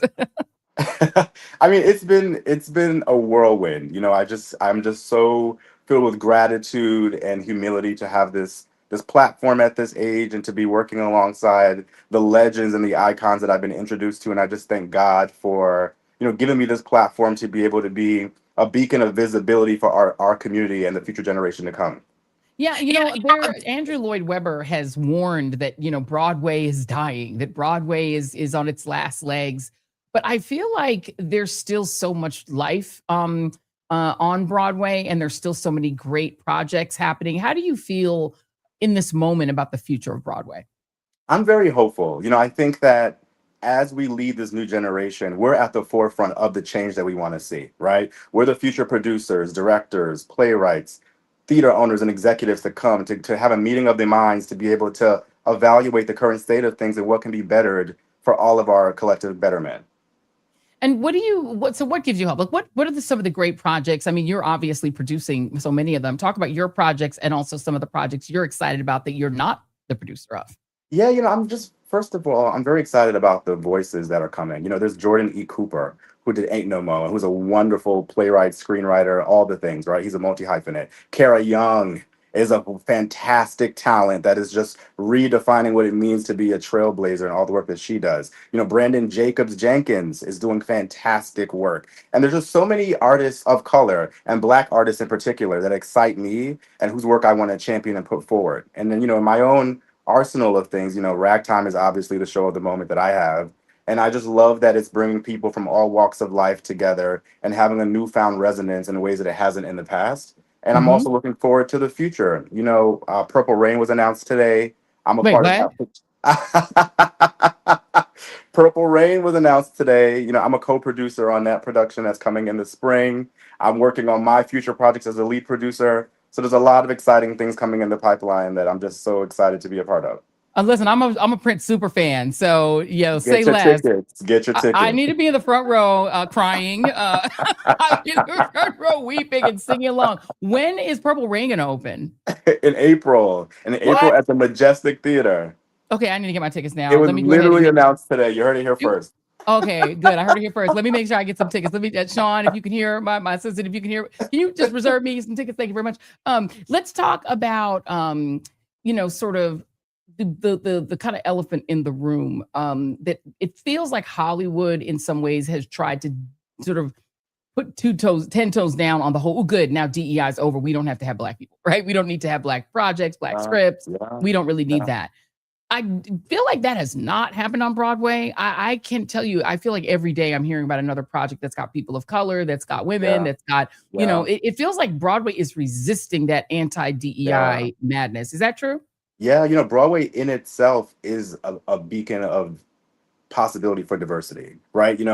Theater in itself, you always hear the narrative that theater is for the outsiders and the people that are othered to come together and found community, right? And all the people and the voices from those different walks of life are meant to be here, are meant to thrive. And people want to support that and put their dollars behind that. And it's the job of producers like myself to identify those projects and to staff those projects on and off stage with people who are diverse, right? And from all the communities that we want to see uplifted. How did you get into this business? As an actor, Felicia Rashad discovered me and gave me my first job. Love her to death. Shout out to her. She cast me in Ma Rainey's Black Bottom at the Taper in 2016, 10 years ago. Okay. And basically, COVID happened. I had a come to Jesus moment and realized that to have more longevity in the business, I need to open up what I'm doing. And I went back to school and got into producing. And now here we are 4 years later.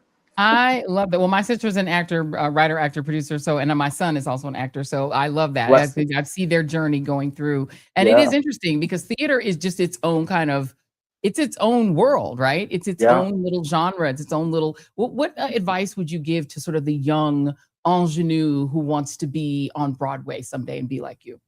I think you just have to be relentless, right? And resilient. I spoke to a theater camp of high school students on Friday, and that was the question of the hour. What do you recommend? And I would recommend you just have to be willing to fall down and get back up, to fail forward, as they say. There's no set path in this industry. Your journey will not look like anyone else's, right? So you just have to trust that what makes you unique is your own, and that there's a space for you. Even if you can't see it, you can't feel it, as long as you believe it and know that you're forging forward. God, I'm a believer. God will open the door for you and set the path and put you on stages where no one could have ever imagined you being. Yeah. And besides Felicia Rashad, is there somebody in particular who inspired you growing up? Like when you were a kid being like, I want to be this person, who would that have been? I loved Danny Glover.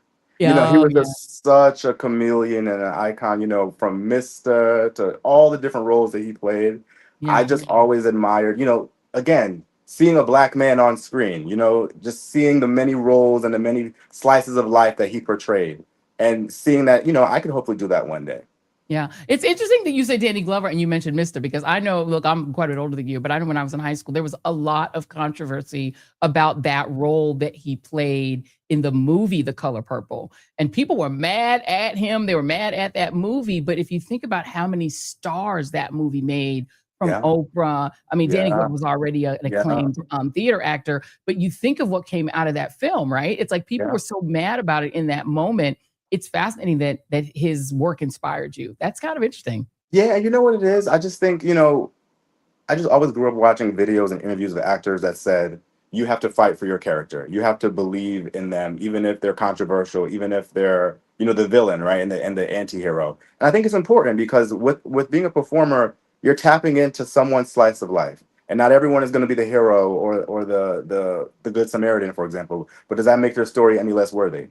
Yeah. Amen. Amen. Amen. Well, congratulations on all your success. Got to get in to see Ragtime. Let me know how long can we get to see Ragtime? Where is it playing for those who are unschooled in the Broadway world? People who want to see it, where can they see it? We're at the Vivian Beaumont at Lincoln Center Theater until August 16th, y'all. So you got a good 3 weeks. We got 3 whole weeks. Okay, let me get on it. I got to get to New York. What am I doing wrong? I'm living my life all wrong. I'm not there. But we're going on tour starting next fall. So if you miss it now on Broadway, you'll be able to see it around the country when we go on tour. Oh, I love that. That is fantastic. Well, so proud of you, Lamar Richardson. Congratulations on all of your amazing success and your ability to literally like genie clap big superstars to come and hang out with you and just feel like the clapper. You just go and then they just appear. It's like amazing. It's amazing. Yeah. I need to be you when I grow up. Appreciate Thank you, Joy. man. And I just want to thank you for being who you are in the world and for holding space. It's an honor to have spoken with you and to have met you because you're a legend. Oh, thank you. Well, I'll see you at the theater, my brother. Thank you. Yeah, have a good one. Bye, Lamar Richardson. He's a superstar. And big ups to Ron, our producer, who made that interview happen. We do love us some Broadway, so we're excited. Broadway is back. Well, it was always here. It's not back. It was already great. And he was already great. All right, y'all. Fascinating show. Let me know what you all think in the comments. When you guys heard that clip earlier, we love Lamar Richardson. Yeah, he is brilliant. And I was listening actually to the Ragtime soundtrack a little earlier today, and it was fantastic. It's so good. His voice is so beautiful. His producing, his work is so great. He's just so brilliant. Like, he's actually fantastic. And Ragtime is obviously Tony Award winning, multiple Tony Award winning. And yes, Danny Glover is very, very incredible. Danny Glover spoke about how when folks approached him, calling him Mr., says, was that Tough Cat Company? Tough Cat Company on YouTube. It's true. I know when I was in high school, people literally hated Danny Glover for no reason. He was in that movie and he was not really Mr., but people thought he was actually Mr. and they really, really hated it. You know, that was the same reaction that I had against Lawrence Fishburne when he played Tina Turner's of it. Oh my People God. hated him. They thought he was Ike. Once I was like, brother, I can't watch you. I don't want to see anything with you anymore. I'm pissed. What did you do to that woman? He didn't do a damn thing. Nothing. The Ignorance Project says Ragtime is the first time I saw an audience do a standing ovation halfway through the show. Yeah, I mean, look, I'm telling you, people love this guy. He is a super duper superstar. Best wishes to Danny Glover. Oh, as he battles Alzheimer's disease. I did not know that, Barry Williams. I didn't realize that he was battling Alzheimer's disease. That's tough because he is such a brilliant actor and such a superstar. Such a superstar. We have Elizabeth on Substack saying, loved your show tonight. Thank you. And thank you all. Great interviews and terrific panelists. Thank you very much. Let us know if when you guys listen to that audio, you guys heard anything like what's going around the interwebs. When we all listened to it, those of us all listened to it, I thought I heard it, but most of the team did not hear it. I think some people heard it, some people didn't. I guess it just depends on how your ears pick it up and what you're kind of expecting to hear. But I find it interesting and fascinating and how different it is, how people react to that. To go back to our previous block. And truthfully, I was one of the people in the team who didn't hear it. Who didn't hear, not that I didn't hear something, but I couldn't, like I said to Joy yesterday, if I was on a jury and somebody said to you, did you hear ABC? I couldn't 100% say that I heard it myself. Yeah, I heard it, but also I knew what I was listening for. I heard things that I wanted to hear. But see, that's another thing, because if you think about it, if you read the subtext, your brain is just gonna fill in the loops for you. You know what I mean? So it's like, I heard it. I felt like I heard it, but I was interested in having the experts, and we very deliberately did not prompt our guests to hear anything, because I think once you're told what you're listening to, you will hear it because your brain will activate and make you hear it. But I have to say, even when I first heard it, I felt like I heard something strange. I heard a lot of strange things. I heard, oh my God. I did think I heard something about dead. I definitely did hear that. I heard if you said Nolan, I heard Erlen. You know what I mean? Like Erlen. So I can't 100% definitely say that I heard his name clearly. Yeah, I think it depends. Somebody said they clearly call his name. Somebody hears that Halls of Abundance heard it. I think if you know what you're listening to. Now, before anything, I heard the original video with the sound over it. The second thing I heard was the young lady who was an audio editor, and she edited it, and then they slowed it down. There was another side who I won't name that slowed it down, and then they almost make you hear it. And you hear all of these things, but your brain really can your brain can overpower your ears if you're told what to listen for. And especially be careful of the videos that put a subtitle under it saying what they're saying, because if you read it, you'll definitely hear it. You'll hear it because you're reading it. It's the same thing as somebody says, once you see, you'll never unsee it. Right. So it's that same principle. If you read something as you listen to, your brain is basically going to make you see. But I heard it. I'm just being honest. I could hear it. I'm not saying it's not or it is, but I'm just saying I personally heard an argument, commotion, a whole bunch of slides, talk and all that stuff, but I can't definitively, hey, I heard somebody's dead, like I said before, but I don't know. I'm gonna leave it. The other thing, what we are going to do, we do not know the tip line is the judge's phone number. I did not know that, says young Yolanda Payne. We're going to stay on this because we definitely heard somebody say STFU or wake TFU. Like I heard something the F up. That could have been like get the F up or shut the F up. So you definitely heard people yelling in the background. People feel like they heard Nolan's name being called. I feel like I heard that, but you don't know. Which is why I'm saying it's unfortunate that we don't have a real FBI. And it's also unfortunate that the Mississippi authorities are not trustworthy because they were already involved, as I mentioned to Areva, in some of these previous cases, like the Trey Reid case. And because the same people are involved in some of these other cases in which they have automatically ruled things to be suicide, people don't trust them. And so if you can't trust the state and local DA, and also the fact that they did the autopsy, and I have heard other experts say that when they finish the autopsy, it is normal to remove the throat and do things like that, but you would normally then take all of those parts, not to be graphic, and you would send those with the body so that the next examining authority could have access to them. They didn't do that. They delivered the body to the second autopsy without it's not complete. That is very strange. And so it seems it's almost as if they're deliberately doing things to obfuscate the case to make it more suspicious.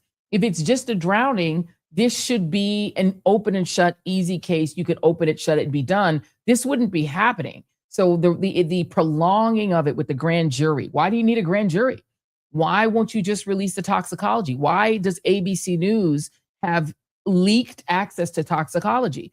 I don't doubt they were drinking. These are 18-year-old boys that are off on an island without their parents. I'm sure they were all drunk as a skunk. You can hear that the kid that is calling Wyatt, you can hear that he's drunk. Warren, in his interview with Mr.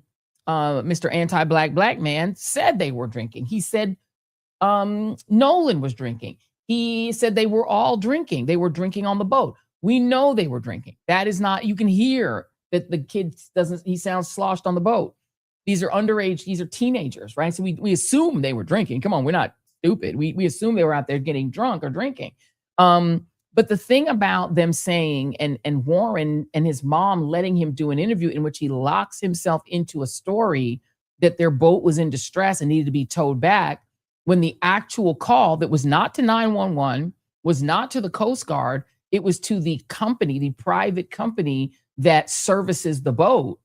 That's who you call. You don't need the Coast Guard. And suddenly you don't even need a tow. And suddenly you're not sinking. I will tell you what happens at the end of that call. And you can listen to it again on the channel. We've put both versions, the uncleaned up version, which still has the music at the top. And then after it, you'll hear the version which John Baum, our brilliant sound guy, took the audio off, the music off. You can hear both of them on the channel. At the end of the call, when the lady tries to go back from the Kenny, I guess it's Mr. Jerry, when she tries to reconnect them, the kids have gone. They hung up.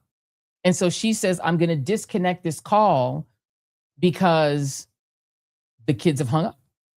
So they didn't stay. They didn't stay on the line. They hung up the phone. So obviously they weren't in that much distress. They said they were in 31 feet of water.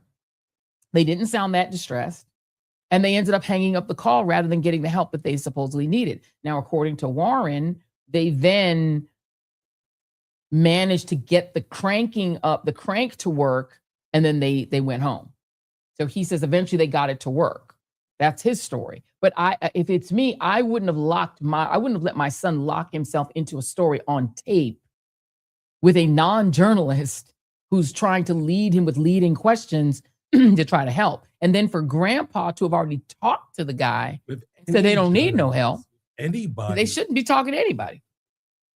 And by the way, if they want to talk, I would love to talk to them. So Warren, if you would like to have a conversation, I would love to talk to Warren. If you want to speak to a journalist, I'm happy to talk to you. And no, I'm not somebody whose podcast you listen to, but you could talk to me. I would be very interested in hearing your case. Trayston as well. They're doing interviews. They're going on TMZ. So they're doing interviews. They shouldn't be doing that. If this case is still going to a grand jury, they shouldn't talk to anybody, but they are. Everyone's talking with no attorney, as Dee Reese is pointing out. No attorney. They're just talking. And I think it's a terrible, and that it sounds like they're trying to establish a narrative that will be the public narrative. It's feeding the public narratives that don't match the evidence that keeps coming out. So that's what's probably going to end up being their downfall, because there's going to be so many different stories and inconsistencies. That's why you keep your mouth shut. And by now, I'm just looking at my notes here. Jerry, who is the grandfather, is somebody that investigators should have spoken to, because Jerry obviously spoke with the CETO person before even the lady who was the operator. So he must have something. I will note one other thing. We can negate the pool photo of Nolan in the pool. Warren, well, I don't know if we can negate it, but Warren says that photo is from June 27th, so a week before the July 4th. So that was not, people have been saying online that shows that he came back from the island and went to a pool party. That is not true, at least according to Warren. That is from June 27th. That photo is from June 27th. Should also be easy enough to verify. If I'm an investigator, I should be easy enough to verify that. There should be metadata in the phone that would, allow me to verify that. These are things you could just verify. So it's weird. Okay, so let's do our moment of joy. I just think they should either, the investigators should just come out with what they have. If they have toxicology, we'd love to know why the body wasn't bloated. Like, just give us the information, because not just because we want it, but the family deserves it. The family deserves to know what happened to their son, and to not have to go to sleep at night thinking something nefarious happened to their child if it didn't. Well, I'm also invested now, so I also want to know. Everyone wants to know. Everyone wants to know. Yeah. Everyone wants to know. And also choosing that right-wing podcaster who's an anti-Black podcaster, and then doing all these weird side conversations about my friend is mixed, and that friend is mixed, and that friend is mixed, and each of them saying, I'm the best friend. No, I'm the best friend. No, I'm the best friend. No, we're all the best friend. I'm like a brother. He's like a brother. We're all, everybody's his best friend. Maybe he was that kind of guy that everyone who was around him thought they were his best friend, because clearly everybody's saying they're his best friend. They're all his best friend. And then, leading with, well, I've never gotten in a fight with him. But nobody asked you if you got in a fight with him. I've never seen him have any trouble with anybody. Nobody asked you that. That was completely unprompted. Like, why are you leading with you never got in a fight? Like, all of these things are just, yeah. And then the phone not having any Snapchat. I don't know. Anyway, let's leave it there. We're going to come back. We will keep up with the story. You guys, we're committed to giving you as much information as we can find, and we will keep that information coming. Let's get to a very quick moment of joy. Our moment of joy is fun. Big up to Winnie for finding this one. And this, for those of us who are nearsighted, will totally relate. This is our moment of joy, and it is from Just Sammy on TikTok. What is this? Let me wear my glasses. Beware, quicks. I don't know if it's a moment of joy. It's more of a moment of, oh my God. Oh my God. I don't even believe you let me go into quicksand. Hey, like the Africans got good content. I'm sorry, the Africans got good content. So big up to Just Sammy on TikTok. If you're nearsighted, you get it. You get that joke if you're nearsighted. By the time you get close enough to see what it is, you already sunk. Thank you all for watching the Joy Reid Show. On Wednesday, I'm going to get into this latest scheme by Peter Thiel to try to take over big chunks of Central and South America. This is this technocracy that they've had a dream about really for decades, that these technocrats have had a dream about, creating this technocratic, sort of techno-feudalistic new form of imperialism in the Western Hemisphere. We're going to get into that on Wednesday. Also, this week, we'll be talking with Cori Bush. If you are in Missouri, early voting has already begun. It started on July 21st. I hope you are doing your early voting. I do believe early voting is already also happening in Michigan. If you are in Michigan, you should be out there voting. You know, we like Abdul Al-Sayed, but get out there and vote. Thank you all for watching. See you guys Wednesday, same bat time, same bat channel on the Joy Reid Show. Have a great night and goodbye. Getting back to the basics, grassroots level. Let me dig a little deeper with the shovel. Plenty can't tell the forest from the trees, and I'm hard to detect, like a black hole in the dark. Injustice anywhere, it's a threat to justice everywhere. Let me make this clear, I got a bone to pick, and I'll never fear the threat of poverty. They don't want to talk about it, they rather party, so I'm a real talk about it, for sure.